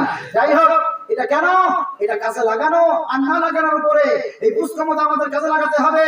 এই ক্ষমতা কাজে লাগাবো আমরা মানুষ। আমাদের কিছু অনুভূতি আমরা আল্লাহ সাধারণভাবে দিয়েছেন। আমরা যখন কোনো কষ্ট পাই, কষ্ট যদি বেশি হয়, কোনো সংবাদ শুনলে কষ্টের সংবাদ, আমাদের চোখ দিয়ে অটোমেটিক পানি পড়ে। কি বলছে কিনা? যদি কোনো সুসংবাদ শুনি, কাঙ্ক্ষিত সংবাদ, যে সংবাদটা আমি পছন্দ করি, সেই সংবাদ শুনি, আমি অটোমেটিক খুশি হই। বেশি খুশি হলে মানুষ হাসে। প্রমাণ আছে কি নাই? আপনাদের এলাকায় আছে। আপনাদের এলাকায় কেন বলতেছি যে আমরা অনুভূতিটুকু অনুভব করি কিনা সেই জন্য কথাগুলো বলতেছি। যদি খুশি হয়, ছোট ছোট ছেলে মেয়েরা যখন খুশি হয়, তা আমরা বাপ, আমরা দাদা, তো ওরা কি জন্য হাসতেছে, খুশি হয়েছে জানি না, ওদের হাসি দেখে আমাদের মুখে হাসি চলে আসে। ওরা খুশি, আমরা খুশি। কি বল ঠিক কিনা? খুশিতে মানুষ হাসে, কুতু কুতু দিয়ে হাসা লাগে না, লাগে নাকি? একজন মা মরে গেছে, বাবা মরে গেছে, দুঃসংবাদ দিছে, কষ্টের সংবাদ। এখন এই কষ্টের সংবাদ পাইয়া সে তো চোখ দিয়ে পানি পড়তেছে না, তার চোখ দিয়ে কাঁদতেছে না, এখন কিলাইয়া কেনুয়ে গুতাইয়া তারপরে কান্দার লাগে, এরকম আছে নাকি? ওরকম যদি হয় সে মানুষই না। কি বল ঠিক না? মানুষ যদি হয় তো সুসংবাদ পেলে খুশি হবে, মানুষ যদি হয় তো কষ্টের সংবাদ পেলে দুঃখ পাবে, কষ্ট পাবে, চোখ দিয়ে পানি পড়বে। কি বল ঠিক না? শুধু মানুষের বেলায় নয়, প্রমাণ আছে। আদম আলাইহিস সালামকে আমার নবী দেখেছেন, ডান দিকে তাকাচ্ছেন তো হাসতেছেন, বাম দিকে তাকাচ্ছেন তো কাঁদতেছেন। কোন জায়গা বলতে পারেন? প্রথম আসমানে। মেরাজ আলোচনা করতেছি না, হযরত মাস শুরু হয়ে গেছে। মেরাজের আলোচনা আমাদের জানতে হবে, আমাদের মেরাজ বিশ্বাস করতে হবে। কি বলেন ঠিক না? তো ওই জায়গা আমি শুধু উদাহরণ হিসেবে বোঝানোর জন্য বলছি যে কেন হাসতেছেন, কেন কাঁদতেছেন জানতে হবে আমাদের। আদম আলাইহিস সালাম আমাদের কে হন? পিতা, আদি পিতা। আদম আলাইহিস সালাম বাম দিকে তাকাচ্ছেন, দেখছেন আমরা সন্তানরা জাহান্নামের ভিতরে অনেক কষ্টে আছি। এত কষ্ট বাপ সহ্য করতে পারতেছে না, বাবা চোখে পানি পড়তেছে। আবার দেখছেন যে সন্তানেরা ভালো আছে, জান্নাতে আছে, সুখে আছে, আরামে আছে, শান্তিতে আছে, এত ভালো, এত সুখে আছে, তো বাপ খুশি, খুশিতে হাসতেছে। তার মানে কি এই অনুভূতি উপরে যাও কাজে লাগতেছে। কি বলেন ঠিক না? আফসোস আমরা মুসলমান এই জায়গা কাজে লাগাবার পারি না। আমরা শুধু বিশ্বাস করি আমার নবীর আগমন সুসংবাদ, কিন্তু সুসংবাদ পেলে যে আমরা মানুষের পরিচয় দেবো, সুসংবাদ পেলে অটোমেটিক খুশি হবে। এই খুশি হতে দলিল প্রমাণ লাগে, আফসোস ছাড়া কোনো কিছু বলার নাই। কি বলেন ঠিক না? বিশ্বাস করতে হবে আমাদের মজবুত ভাবে, বিশ্বাস আমাদের কাজে লাগাতে হবে। যেমন মানুষের পরিচয় দিতে হবে, তেমন মুসলমানের পরিচয় দিতে হবে। আমরা যাচ্ছি ওইখানে, আমাদের ধর্ম ইসলাম, আমরা জানি ইসলাম শ্রেষ্ঠ ধর্ম, তাও আমরা জানি, কিন্তু তাদের কাছে যাই আমরা কিভাবে, এটা আমরা বোঝার চেষ্টা করি না। কি বলে ঠিক কিনা? একটা কথা বলে সামনে আগায়, এই যে আমরা যাই, যেই যায় মুসলমান যারা যায়, তারা যদি একটু ভাবে, চিন্তা করে, কল্পনা করে এইভাবে যে আমরা তো উৎসব পালন করি, আমরা ঈদ পালন করি, আমরা খুশির দিন উদযাপন করি, করি কিনা? আপনাদের এলাকায় ঈদের দিনে কুরবানি হয় কিনা? কুরবানির সময় অনেকে গরু জবাই করে। কোন হিন্দু ভাইরা কি চার পাঁচটা আসে দাঁড়ায় থাকে নাকি কিভাবে কুরবানি করে দেখার জন্য? এখন তাদের ধর্ম না নিষেধ আছে, আসলো না, অসুবিধা নেই। ঈদগাহে নামাজ পড়েন কিনা? ঈদগাহে নামাজ পড়েন, অনেক ঈদগাহ কিছু বাউন্ডারি দেখা যায়। এত উঁচু বাউন্ডারি হয় না যে পাশে দাঁড়ালে দেখা যাবে না, এরকম না। বাউন্ডারি হলো এই পর্যন্ত বাউন্ডারি হয়, ওই পাশে দাঁড়ালে দেখা যাবে ভিতরে কি হয় না হয়। কি বলছি কিনা? এখন হিন্দু ভাইরা কি চার পাঁচ দেশে দাঁড়ায় থাকে নাকি যে কিভাবে নামাজ পড়তেছে, কিভাবে উদযাপন করতেছে খুশি? কেউ আসে? কেউ আসে না। শুক্রবার দিন, ঈদের দিন, আমার রাসূল জানিয়েছেন ইন্না হাযা ইয়াউমুল জুমআ ঈদিন জাআলাহু আল্লাহু লিল মুসলিমিন, নিশ্চয়ই শুক্রবার দিনকে আমার আল্লাহ মুসলমানদের জন্য ঈদের দিন হিসেবে মনোনীত করেছেন। সুবহান। এখন এই সব মানে বছরে দুই দিন তো ঠিক পারে না, কবে হলো না জানলো না, সপ্তাহে একদিন সবাই ঠিক পায়, ছুটির দিন আছে, তো ওই জুম্মার সময় সারপ্রাইজ এসে দাঁড়িয়ে থাকে নাকি আমরা ভিতরে কি করি না করে দেখার জন্য? তো কোনো সময় তারা একজনও আসে না। আমরা কিভাবে যাই বুঝার দরকার আছে কি নাই? মুসলমানের পরিচয় দিতে হবে সব ক্ষেত্রে। আমাদেরকে কি বুঝতে হবে, উপলব্ধি করতে হবে, অন্যায় থেকে ফিরে থাকতে হবে। সেখানে শিরক হচ্ছে, মুসলমান শিরকের জায়গায় যেতে পারে না। ইন্না শিরকা লাযুলমুন আযীম, নিশ্চয়ই শিরক হচ্ছে সবচেয়ে বড় পাপ। কি বলেন ঠিক কিনা? আল্লাহ তাআলা বলেছেন আবাউ বাইনাহুম, নিজেদের ভিতরে সৌহার্দ্য সম্প্রীতি বজায় রাখবে। আর মুসলমান মারামারি কাটাকাটি কম করে না। তা যা কইছে আল্লাহ কোনটা মানে?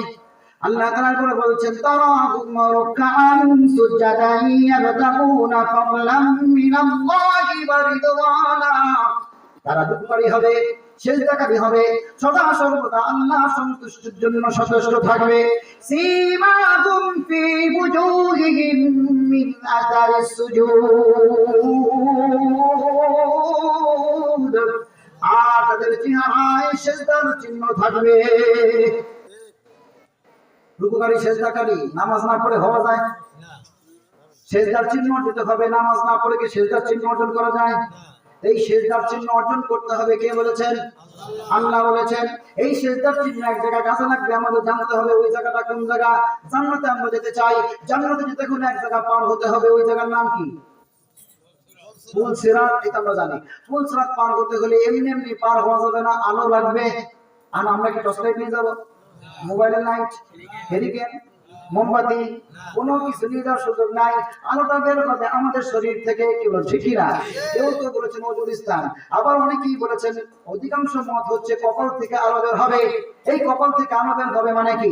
আল্লাহ তাআলা সিজদার চিহ্ন অর্জন করতে বলেছেন, সিজদার চিহ্নটা অর্জিত হয় কপালে, আর কপাল থেকে আলো বের হবে মানে ওই সিজদার চিহ্ন থেকে আলো বের হবে। যার যত বেশি সিজদার চিহ্ন অর্জিত হবে, নামাজ তার কবুল হবে, তত বেশি আলো তার তীব্র হবে।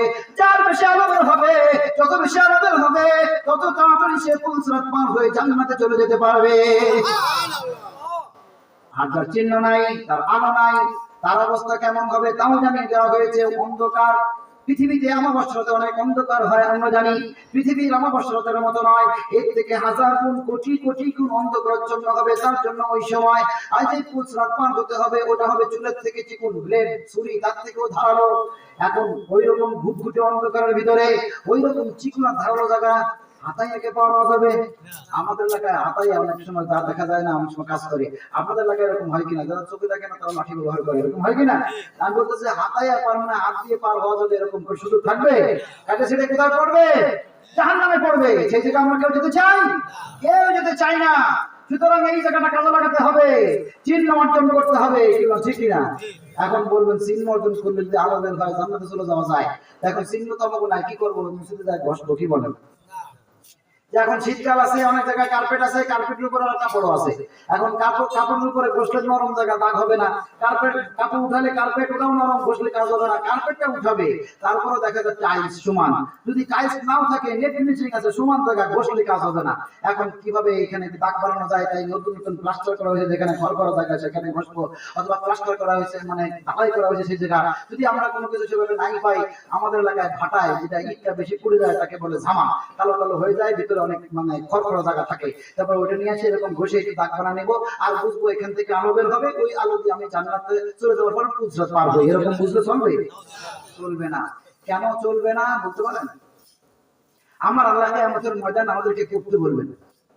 আল্লাহ তাআলা বলেছেন ইকরা কিতাবাক কাফা বিনাফসিকা আল-ইয়াওমা আলাইকা হাসিবা। পড়ো তুমি তোমার কিতাব পড়ে তোমার সিদ্ধান্ত, তোমার ফয়সালা নেবার জন্য তুমি নিজেই যথেষ্ট। কোন কিতাব পড়তে বলবেন আমার আল্লাহ? আমরা অনেকে জানি না, জানতে হবে আমাদের। মুসলমান আমরা, বলছেন কোরআন। আবার হয়তো অনেকে অনেক কিছু বলতেছেন, আবার অনেক কিছু করে আছেন, কি বলতে কি বলে ফেলি, হয় কি হয় না। যাই হোক, আমাদেরকে জানতে হবে। জানার জন্য আমার আল্লাহ পবিত্র কোরআন আমাদেরকে আদেশ করেছেন অনেক জায়গায়। কি বলেন ঠিক না? আল্লাহ তাআলা যেখানে বলছেন আগে আগে আসো, সেখানেই বলছেন ওয়াদারুল বাইই, তোমরা ক্রয় বিক্রয় লেনদেন ব্যবসা বাণিজ্য বন্ধ করো। এখন বলবেন আমরা তো ব্যবসা বাণিজ্য করি না, আমাদের দোকানপাট নাই, আমরা ক্রয় বিক্রয় করি না, লেনদেন করি না, আমরা বেঁচে গেছি। কিন্তু যদি আমরা এভাবে একটু বোঝার চেষ্টা করি, আমরা যা কিছু করি যদি কেউ আমার কাছ থেকে নেয়, আমাকে কিছু দেয়, অথবা আমরা যে কথাবার্তা বলি, আমি কথা বলি আর একজন উত্তর দেয়, সেই কথা বলে আমি উত্তর দিই, এটা যদি লেনদেনের পর্যায়ে পড়ে, বুঝতে হবে আযানের পর থেকে নামাজ শেষ পর্যন্ত সমস্ত প্রকার লেনদেন মসজিদের বাইরে বন্ধ। কে বলেছেন? মানি কয়জনে? এজন্য আমার আল্লাহ বলছেন যালিকুম খায়রুল লাকুম ইন কুনতুম তা'লামুন, এটা তোমাদের জন্য কতই না উত্তম যদি তোমরা জানতে। জানতে হবে। তো আমার না পড়তে বলবেন ওই দিন আমাদেরকে, কোরআন পড়তে বলবেন না। কোরআন তো আমাদেরকে হুজুরতে পড়তে বলেছেন, ওয়ারাতিল কোরআন তারতিলা, কোরআন পড়ো ধীরে ধীরে। ফাকরাউ মা তায়াসসারা মিনাল কোরআন, কোরআন পড়ো সহজ ভাবে। ইন্না আনজালনাহু কুরআনান আরাবিয়্যা আরাবিয়্যান লাআল্লাকুম তা'কিলুন, নিশ্চয়ই আমি কোরআন অবতীর্ণ করেছি আরবি ভাষায় যেন তোমরা বুঝতে পারো। আফসোস আমরা মুসলমান বুঝি তো নাই, পড়ি তো না, শুনিও না আমরা, কি বলেন ঠিক না? অথচ কোরআন তেলাওয়াত আমাদের ঈমান বৃদ্ধি করে দেবে। কে বলেছেন? আল্লাহ বলেছেন। নামাজ পড়ি, নামাজ হয় না, নামাজ পড়তে হবে নামাজের মতো করে। জিকির করি, জিকির হয় না। একটা উদাহরণ দিয়ে সামনে যাচ্ছি, জিকির কোন সময় হবে বুঝতে হবে। আমার আল্লাহ পবিত্র কোরআন আমাদেরকে অনেক গুণ অর্জন করতে বলেছেন। অত গুণ আমরা এখন বলতেছি না, তবে আমাদেরকে জানতে হবে, সেই গুণ অর্জন করতে হবে। কমসে কম 3টে গুণ সম্পর্কে যেখানে আমার আল্লাহ বলছেন, সেখানে বলছেন ইন্নামাল মুমিনুনা আল্লাযীনা ইযা যুকিরাল্লাহ وجلت قلوبهم وإذا تليت عليهم آياته زادتهم إيمانا وعلى ربهم يتوكلون।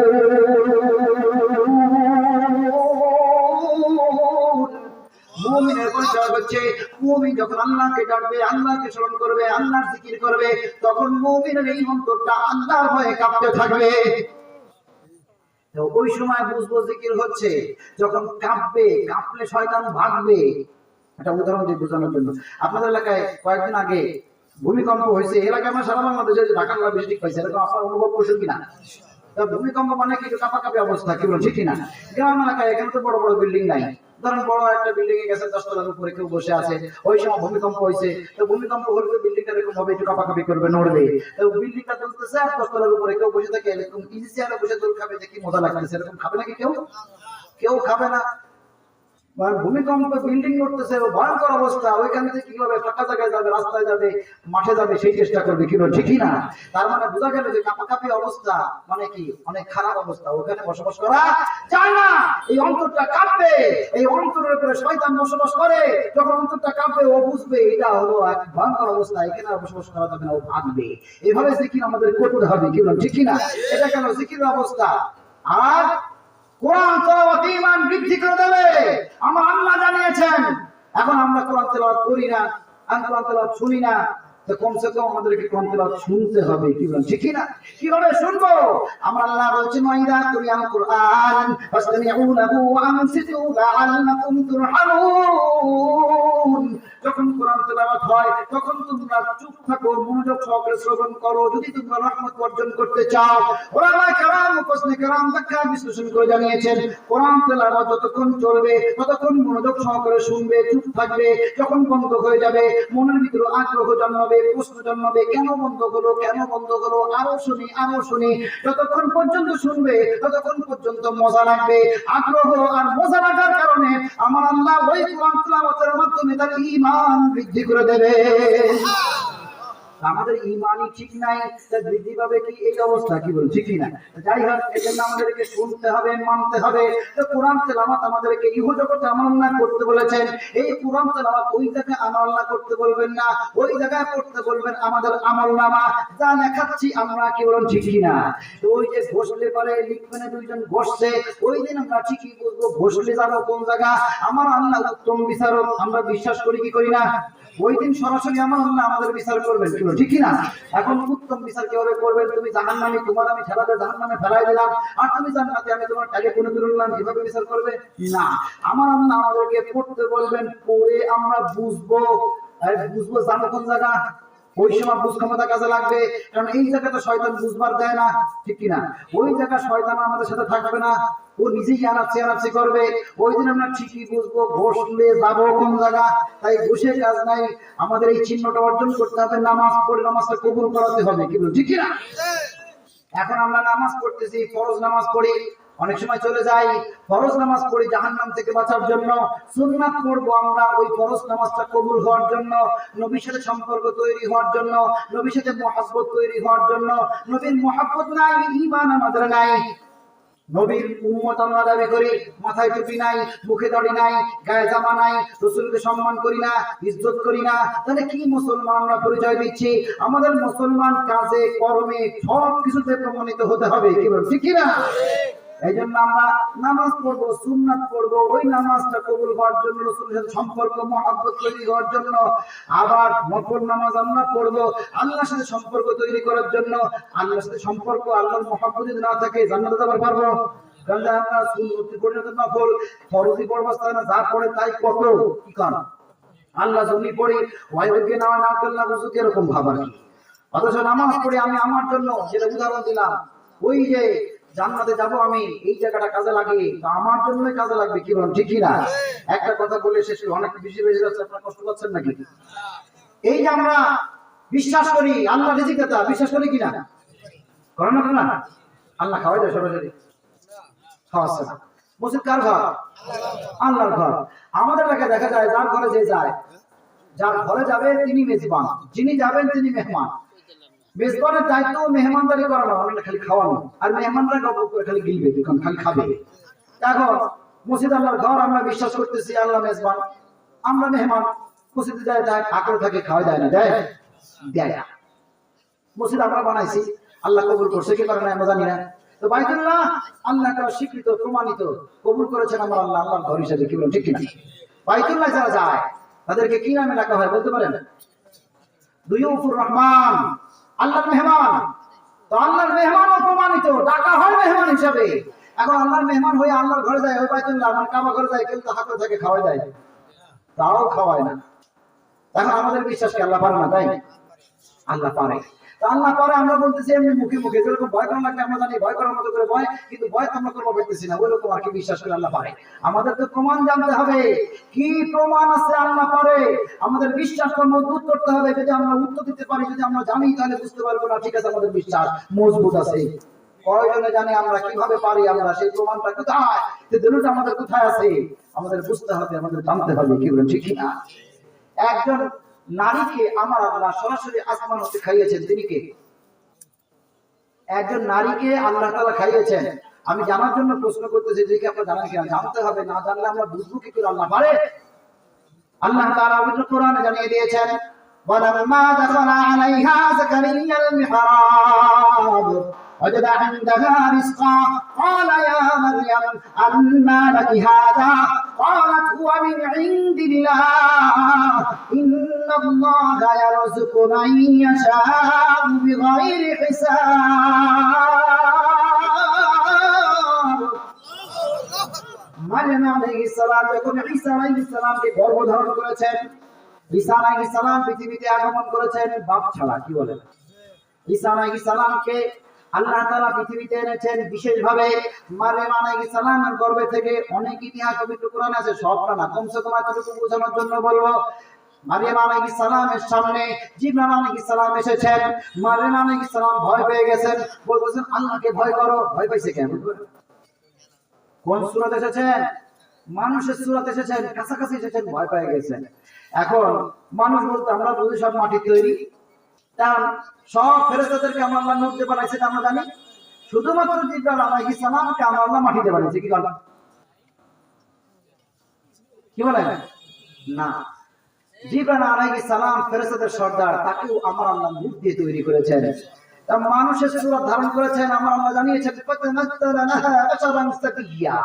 ওই দিন জিবরাইল আলাইহিস সালাম মারিয়াম আলাইহিস সালামের নিকটে মানুষের সূরত এসেছেন। নূরের সৃষ্টি হওয়া সত্ত্বেও যদি মানব রূপ ধারণ করতে পারেন, তাহলে নূর হওয়ার পরে মানুষ হওয়া যায় কি যায় না? বিশ্বাস আমাদের ঠিক করতে হবে। আমি সেই প্রমাণ আলাদা বড় আছে, সেদিকে যাব না। আমার রাসূলের শান মান বড় আলোচনা, আমাদের বিশ্বাসটা কমসে কম করতে হবে। এই জন্য কথাগুলো বলছি। ওই দিন জিবরাইল আলাইহিস সালাম মারয়াম আলাইহিস সালামের সামনে মানুষের স্রোত এসেছেন, আমার আল্লাহ জানিয়েছেন। তো মানুষের স্রোত যখন এসেছেন, মারয়াম আলাইহিস সালাম ভয় পেয়ে গেছে। মারয়াম আলাইহিস সালাম বলছেন, আল্লাহকে ভয় করো। জিবরাইল আলাইহিস সালাম বলছেন, আল্লাহর পক্ষ থেকে এসেছি আপনাকে সুসংবাদ দেওয়ার জন্য। আপনার গর্ভের থেকে একজন সন্তান আসবেন দুনিয়াতে।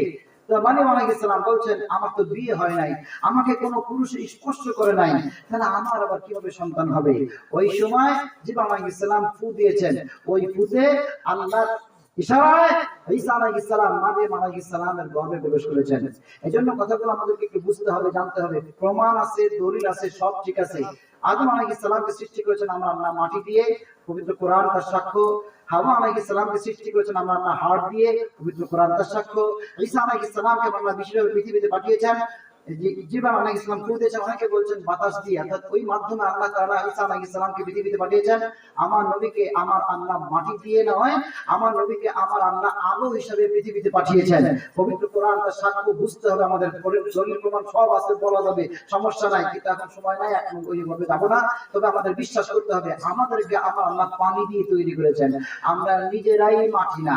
সুতরাং আমার নবীকে আমরা মাটি বলতে পারি না। যাই হোক, ঈসা আলাইহিস সালাম এই যে যখন মায়ের গর্ভে প্রবেশ করেছেন, ওই সময় মারয়াম আলাইহিস সালাম ঘরে একটা কক্ষে অবস্থান করতেন। কারণ বাপ নাই, বিয়ে হয় নাই। ওই সময় যদি গর্ভধারণ করে মানুষ কি বলবে? মানুষ তো অনেক সময় বলতেই পারে খারাপ কথা। আর ঈসা আলাইহিস সালাম পৃথিবীতে এসে সাক্ষ্য দিয়েছেন, আমি আল্লাহর পক্ষ থেকে এসেছি। সুতরাং আসার পরে সমস্যা হয় নাই, কিন্তু যতক্ষণ পর্যন্ত গর্ভে ছিলেন ততক্ষণ পর্যন্ত লোকচক্ষুর আড়ালে একটা কক্ষে অবস্থান করতেন। ওই কক্ষ থেকে তিনি বের হবেন না। জাকারিয়া আলাইহিস সালাম, মারয়াম আলাইহিস সালামের খালু, তিনি ছাড়া ওই কক্ষে কেউ প্রবেশ করতেন না। আমার আল্লাহ পবিত্র কোরআন জানিয়েছেন, একদিন জাকারিয়া আলাইহিস সালাম এসে দেখলেন মারয়াম আলাইহিস সালামের চারপাশে খাদ্য খাবার ফলমূল ভর্তি। আশ্চর্য হয়ে গেলেন জাকারিয়া আলাইহিস সালাম, আমি ছাড়া এই কক্ষে কেউ প্রবেশ করে না। মারয়াম আলাইহিস সালাম কক্ষ থেকে বের হন না, খাদ্য খাবার কোথা থেকে আসলো? তিনি প্রশ্ন করলেন যে কোথায় পেলে, কে তোমাকে এই খাদ্য খাবার দিল? খালু প্রশ্ন করেছেন ভাগ্নিকে। মারয়াম আলাইহিস সালাম উত্তর দিয়েছেন, ক্বালাত হুয়া মিন ইনদিল্লাহ, আল্লাহর পক্ষ থেকে এসেছে। ইন্নাল্লাহা ইয়ারযুকু মান ইয়াশাউ বিগাইরি হিসাব, আমার আল্লাহ যাকে দেন অফুরন্তভাবে দান করেন। আমার আল্লাহ সরাসরি খাওয়াতে পারেন। মারয়াম আলাইহিস সালাম তার প্রমাণ, কি বল ঠিক না? শুধু মারয়াম আলাইহিস সালাম না, মুসা আলাইহিস সালামের উম্মতদেরকে আমার আল্লাহ সরাসরি খাইয়েছেন। পবিত্র কোরআনে সেই ঘটনা আছে কি নাই? আমি সেই ঘটনা যাচ্ছি না, কমসে কম এতটুকু আমাদেরকে জানতে হবে, আমার আল্লাহ সরাসরি খাইয়েছেন। মতান্তর আছে, সবার একমত, অনেকেই একমত পোষণ করেছেন। একদিন দুই দিন নয়, আমার আল্লাহ 40 বছর পর্যন্ত মুসা আলাইহিস সালামের উম্মতদেরকে আসমান হতে সরাসরি খাবার অবতীর্ণ করে খাইয়েছেন। ওই খাওয়ানোর সময় আমার আল্লাহ একটা শর্ত দিয়েছিলেন। এখন আমরা জানি নাকি ওই শর্তটা কি? কেউ বলতে পারেন? শর্তটা হচ্ছে আগামী দিন কি খাবার তার জন্য জমা করো না, অর্থাৎ জমা করতে নিষেধ করেছে। এখন এই শর্তের কথা অনেকে হয়তো জানেন, কিন্তু শর্তটার পিছনে কি, মূল কি, ওটা অনেকে জানে না। মূলটা হচ্ছে আমি রিজিকটা যা তোমাদেরকে খাওয়াবো, কতটুকু ভরসা আমার উপরে প্রমাণ করার জন্য তোমরা জমা করো না। অর্থাৎ আমাদেরকে প্রমাণ করতে হবে বিশ্বাস আমরা কতটুকু করি, কি বলছি কিনা। ওইটা আমরা আল্লাহর বান্দা প্রমাণ করতে হবে। প্রমাণ করব আল্লাহর বিধান আমরা মানি, তাই তো আমরা নামাজ পড়ি, আল্লাহর বিধান মানি। মুসলমান পরিচয় দেওয়ার জন্য, আল্লাহ সন্তুষ্টির উদ্দেশ্যে, নিজের জন্য আমি নামাজ পড়ি, কি বলেন ঠিক না? এখন বলবেন আল্লাহ খাওয়ায় আমাদের কিভাবে, এই কথা বলে শেষ করে দেব যে আমরা আল্লাহ থেকে রিজিকটা আমরা বিশ্বাস করতেছি, কিভাবে আমাদেরকে খাওয়ায় যদিও আমরা জানি, যদিও আমরা বুঝি, কিন্তু অনেক সময় আমাদের বুঝতে থাকে না। এই জন্য কথাগুলো বলছি। আমার আল্লাহ জানিয়ে দিয়েছেন, আল্লাহ তাআলা বলছেন, ফাইদা কুদিয়াতিস সালাহ ফান্তাশিরু ফিল আরদ ওয়াবতাগু মিন ফাদলিল্লাহ ওয়াযকুরুল্লাহা কাসীরান লাআল্লাকুম তুফলিহুন।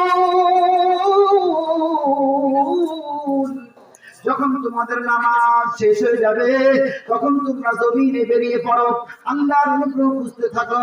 ওলামায়ে কেরাম, কোসনে কেরাম জানিয়েছেন, জীবিকা নির্বাহ করো, ক্ষেত খামারে কাজ করবা, করো, নামাজ পড়ে করো, চাকরি বাকরি করবা, বৈধ পন্থায় করো, নামাজ পড়ে করো, ব্যবসা বাণিজ্য করবা।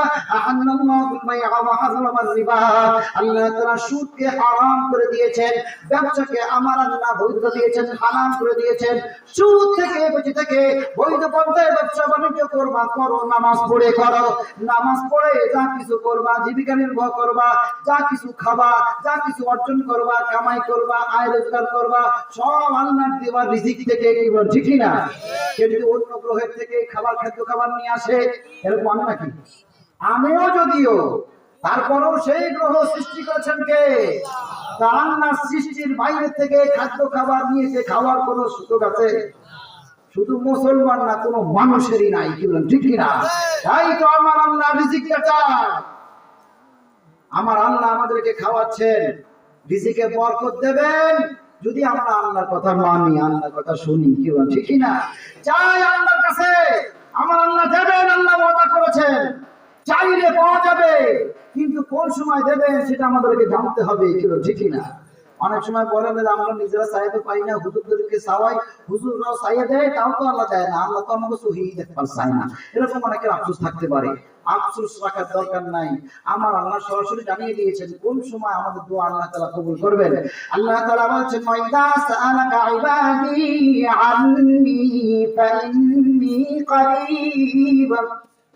হে রাসূল, আমার বান্দারা যখন আমার সম্পর্কে আপনার কাছে জানতে চাইবে, তখন আপনি আমার বান্দাদেরকে বলে দিন, আমি আল্লাহ আমার বান্দাদের খুব নিকটবর্তী অবস্থান করি।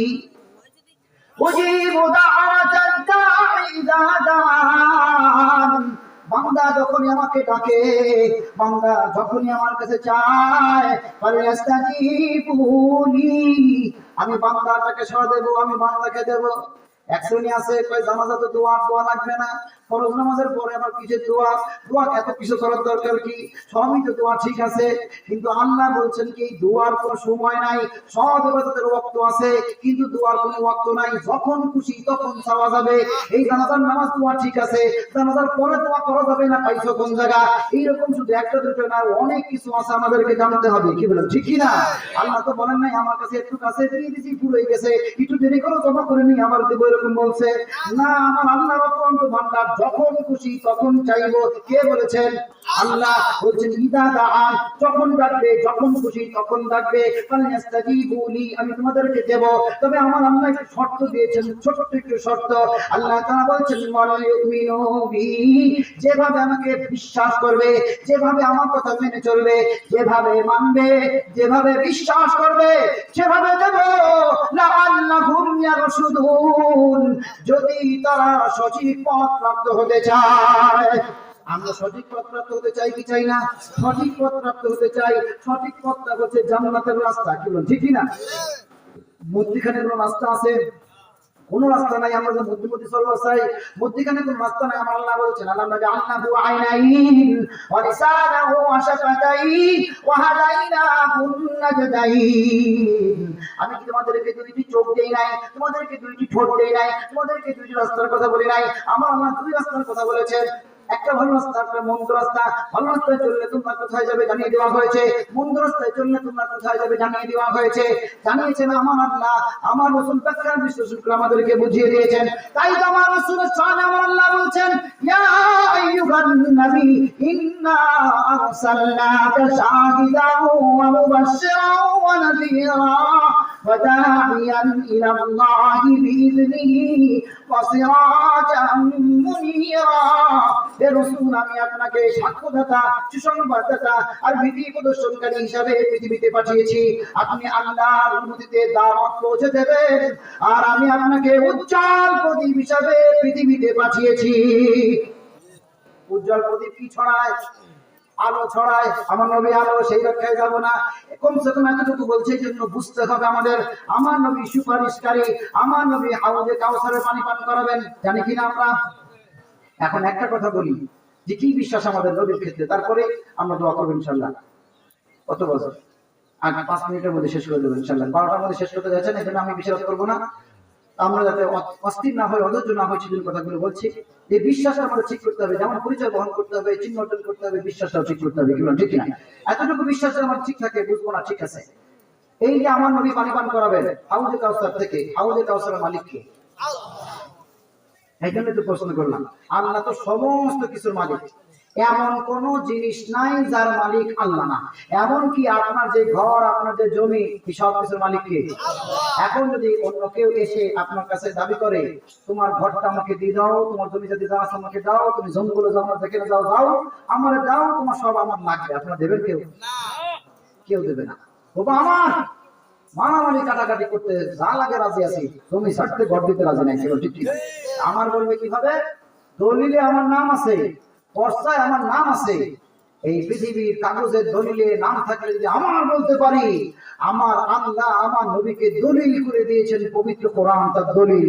পৃথিবীতে কোরআনের উপরে দলিল কোনো কিছু লাগে, তাহলে আমার আল্লাহ দিয়ে দিয়েছে ইন্না আতাইনাকাল কাউসার, হে রাসূল আমি আপনাকে হাউজে কাউসার দিয়ে দিলাম। আমার আল্লাহ আমার নবীকে দিয়ে দিয়েছেন। মালিকানা সব আল্লাহর, অস্বীকার করার ক্ষমতা কারোরই নাই। কিন্তু মালিকানা যখন দিয়ে দেওয়া হয় সে তার মালিক হয়ে যেতে পারে, প্রমাণ আমরাই। কি বল ঠিক কিনা? আমার আল্লাহ দিয়ে দিয়েছেন হাউজে কাউসার। পৃথিবীতে শরীয়তের পরিভাষায় কোনো কিছুর মালিকানা অর্জন করতে গেলে ওই জিনিসটা দেখতে হবে। আমার নবী হাউজে কাউসার দেখেছেন কি দেখেন নাই? দেখছে। কোন দিন দেখছে? মেরাজ রাজনীতিতে আমার আল্লাহ দেখিয়ে দিয়েছেন ওই সিদরাতুল মুনতাহার পাশে হাউজে কাউসার। আমার আল্লাহ বলে দিয়েছেন ওইটা হাউজে কাউসার, ওইটার মালিক আপনি। অর্থাৎ আল্লাহ তাআলা শুধু দেন নাই, দেখিয়ে দিয়েছেন। বলুন সুবহানাল্লাহ। এখন ওই হাউজে কাউসার থেকে আমার রাসূল পানি পান করাবেন। এখন এই জায়গাও তো বিশ্বাস আমাদের কতটুকু ঠিক আছে? আল্লাহ বলবেন হেরে পান করো, হেরে পান করো, এদেরকে পানি পান করাবে না। কিভাবে পান করাবেন আমার রাসূল? আমার রাসূলের যাকে খুশি এখতিয়ার আমার আল্লাহ দিয়ে দিয়েছেন। রাসূল যাকে খুশি তাকে পানি পান করাবেন, সেই ক্ষমতা কে দিয়েছেন? আল্লাহ দিয়েছেন। এখন ওই পানি পান করতে গেলে আমাদের কি করতে হবে সেটা আমাদেরকে জানতে হবে। কি বলেন ঠিক কি না? আল্লাহ রাসূল জানিয়ে দিয়েছেন ইন্না আওলান নাস বিয়াউমিল কিয়ামা আকতারুহুম আলাইয়া সালাহ। কিয়ামতের ময়দানে ওই সমস্ত মানবেরা আমার নিকটবর্তী থাকবে যারা বেশি পরিমাণে আমার প্রতি দুরূদ পড়ে। এখন আমরা কি করব না করব আমরাই বুঝে নেই। জান্নাতের অবস্থায় তো চিহ্ন অর্জন করতে হবে। চিহ্ন অর্জন করতে হলে নামাজ পড়তে হবে। পানি খেতে চাই তো আমার নবীর কাছাকাছি থাকতে হবে। আমার নবীর কাছাকাছি কিভাবে থাকা যাবে? আমার রাসূল জানিয়ে দিয়েছেন সেই কাজ করা লাগবে কি লাগবে না আমাদের বুঝে নিতে হবে। কি বলেন ঠিক কি না? মানুষের পরিচয় দেই আমাদের যে বুঝ ক্ষমতা আল্লাহ তাআলা দিয়েছেন, যে বুঝ শক্তি, যে বুঝ ক্ষমতা, এটা আমাদের কাজে লাগাতে হবে। আশরাফুল মাখলুকাতের দরজায় অধিষ্ঠ থাকতে হলে আমরা সুসংবাদ পেলে খুশি হব না দুঃখ পাবো, আমরা বেজার হব না কি হব, ওটা দলিল প্রমাণের প্রয়োজন নাই। অটোমেটিক মানুষের পরিচয় দিতে হলে আমাদের বিশ্বাস করতে হবে। কি বলেন ঠিক কিনা? মানুষ যদি সত্যিকার অর্থে কেউ বিশ্বাস করে মজবুত ভাবে, তার মনের ভিতরে প্রশ্ন জাগে না। তার উজ্জ্বল প্রমাণ, জ্বলন্ত প্রমাণ হচ্ছে ওযু। এখানে আমি এসেই প্রথমে বলেছি যে এক শ্রেণীর মুসলমান আছে বছরে দুদিন নামাজ পড়ে, আপনারা বলছেন ঠিক আছে দুদিন ঈদের দিন। আমি বলেছি সপ্তাহে একদিন নামাজ পড়ে, আপনারা বলছেন শুক্রবারের দিন। এখন আমি যদি শেষ বেলায় ওই প্রশ্নটা আবার করি, ওই যে দুদিন নামাজ পড়ে, সপ্তাহে একদিন নামাজ পড়ে, কোন মুসলমান ওযু ছাড়া পড়ে? পড়তে পারে? পারে না। কারণ মুসলমান জানে ওযু ছাড়া নামাজ হয় না। ঠিক না? এখন এই যে মুসলমান জানে ওযু ছাড়া নামাজ হয় না, কয়জন মুসলমানের কাছে প্রমাণ আছে, দলিল আছে? কয়জন মুসলমান বা আপনারা কোন হুজুরের কাছে, ইমাম সাহেবের কাছে, পীর সাহেবের কাছে, আলেমের কাছে, হাজীর কাছে জানতে চাইছেন হুজুর ওযু ছাড়া নামাজ হয় না, তার কোন প্রমাণ আছে, দলিল আছে? ওযু করে নামাজ পড়তে হবে, তার কি প্রমাণ, কি দলিল আছে? এরকম কেউ জানতে চাইছেন কোনদিন? কেউ জানতে চান নাই। কোন জায়গায় আমি প্রশ্ন করে আজ পর্যন্ত পাই নাই যে আমি জানতে চাইছি। সবাই বলছে আমরা জানতে চাই নাই। এই জানতে চাই নাই কেন, এইটা আমাদেরকে একটু বুঝতে হবে। আমরা মুসলমান যখনই আমরা দেখেছি, যখনই আমরা শিখেছি, যখনই আমরা জেনেছি ওযু করে নামাজ পড়তে হবে, ওইটা বিশ্বাস করেছি। যে বিশ্বাসে কোনো ঘাটতি নাই, যে বিশ্বাসে কোনো সন্দেহ নাই, যে বিশ্বাসে কোনো সংশয় নাই, যে বিশ্বাসের কারণে কোনোদিন প্রশ্নের উদ্রেক হয় নাই, তাই কোনোদিন কারো কাছে আমরা প্রশ্ন করি নাই। কি বলেন ঠিক না? অথচ দলিল আছে, প্রমাণ আছে, আমার আল্লাহ ওযু করতে বলেছেন। কি বলেন ঠিক না?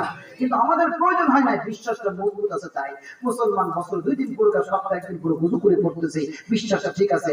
শুধু ওই বেলায় বিশ্বাস না, আরো বেলায় বিশ্বাস। আমার নবীর ক্ষেত্রে ওইভাবে করতে হবে, সংঘাতী ভাবে। কোন রকম সন্দেহ পোষণ করার সুযোগ আমার নবীর ক্ষেত্রে করা যাবে না। এইরকম ভাবে বিশ্বাস যদি আমরা করতে পারি, ঈমান আমাদের পরিপূর্ণ হবে, ঈমান মজবুত হবে, তবেই আমরা মুসলমানের পরিচয় দিতে পারবো। কি বলেন, ঠিক কিনা?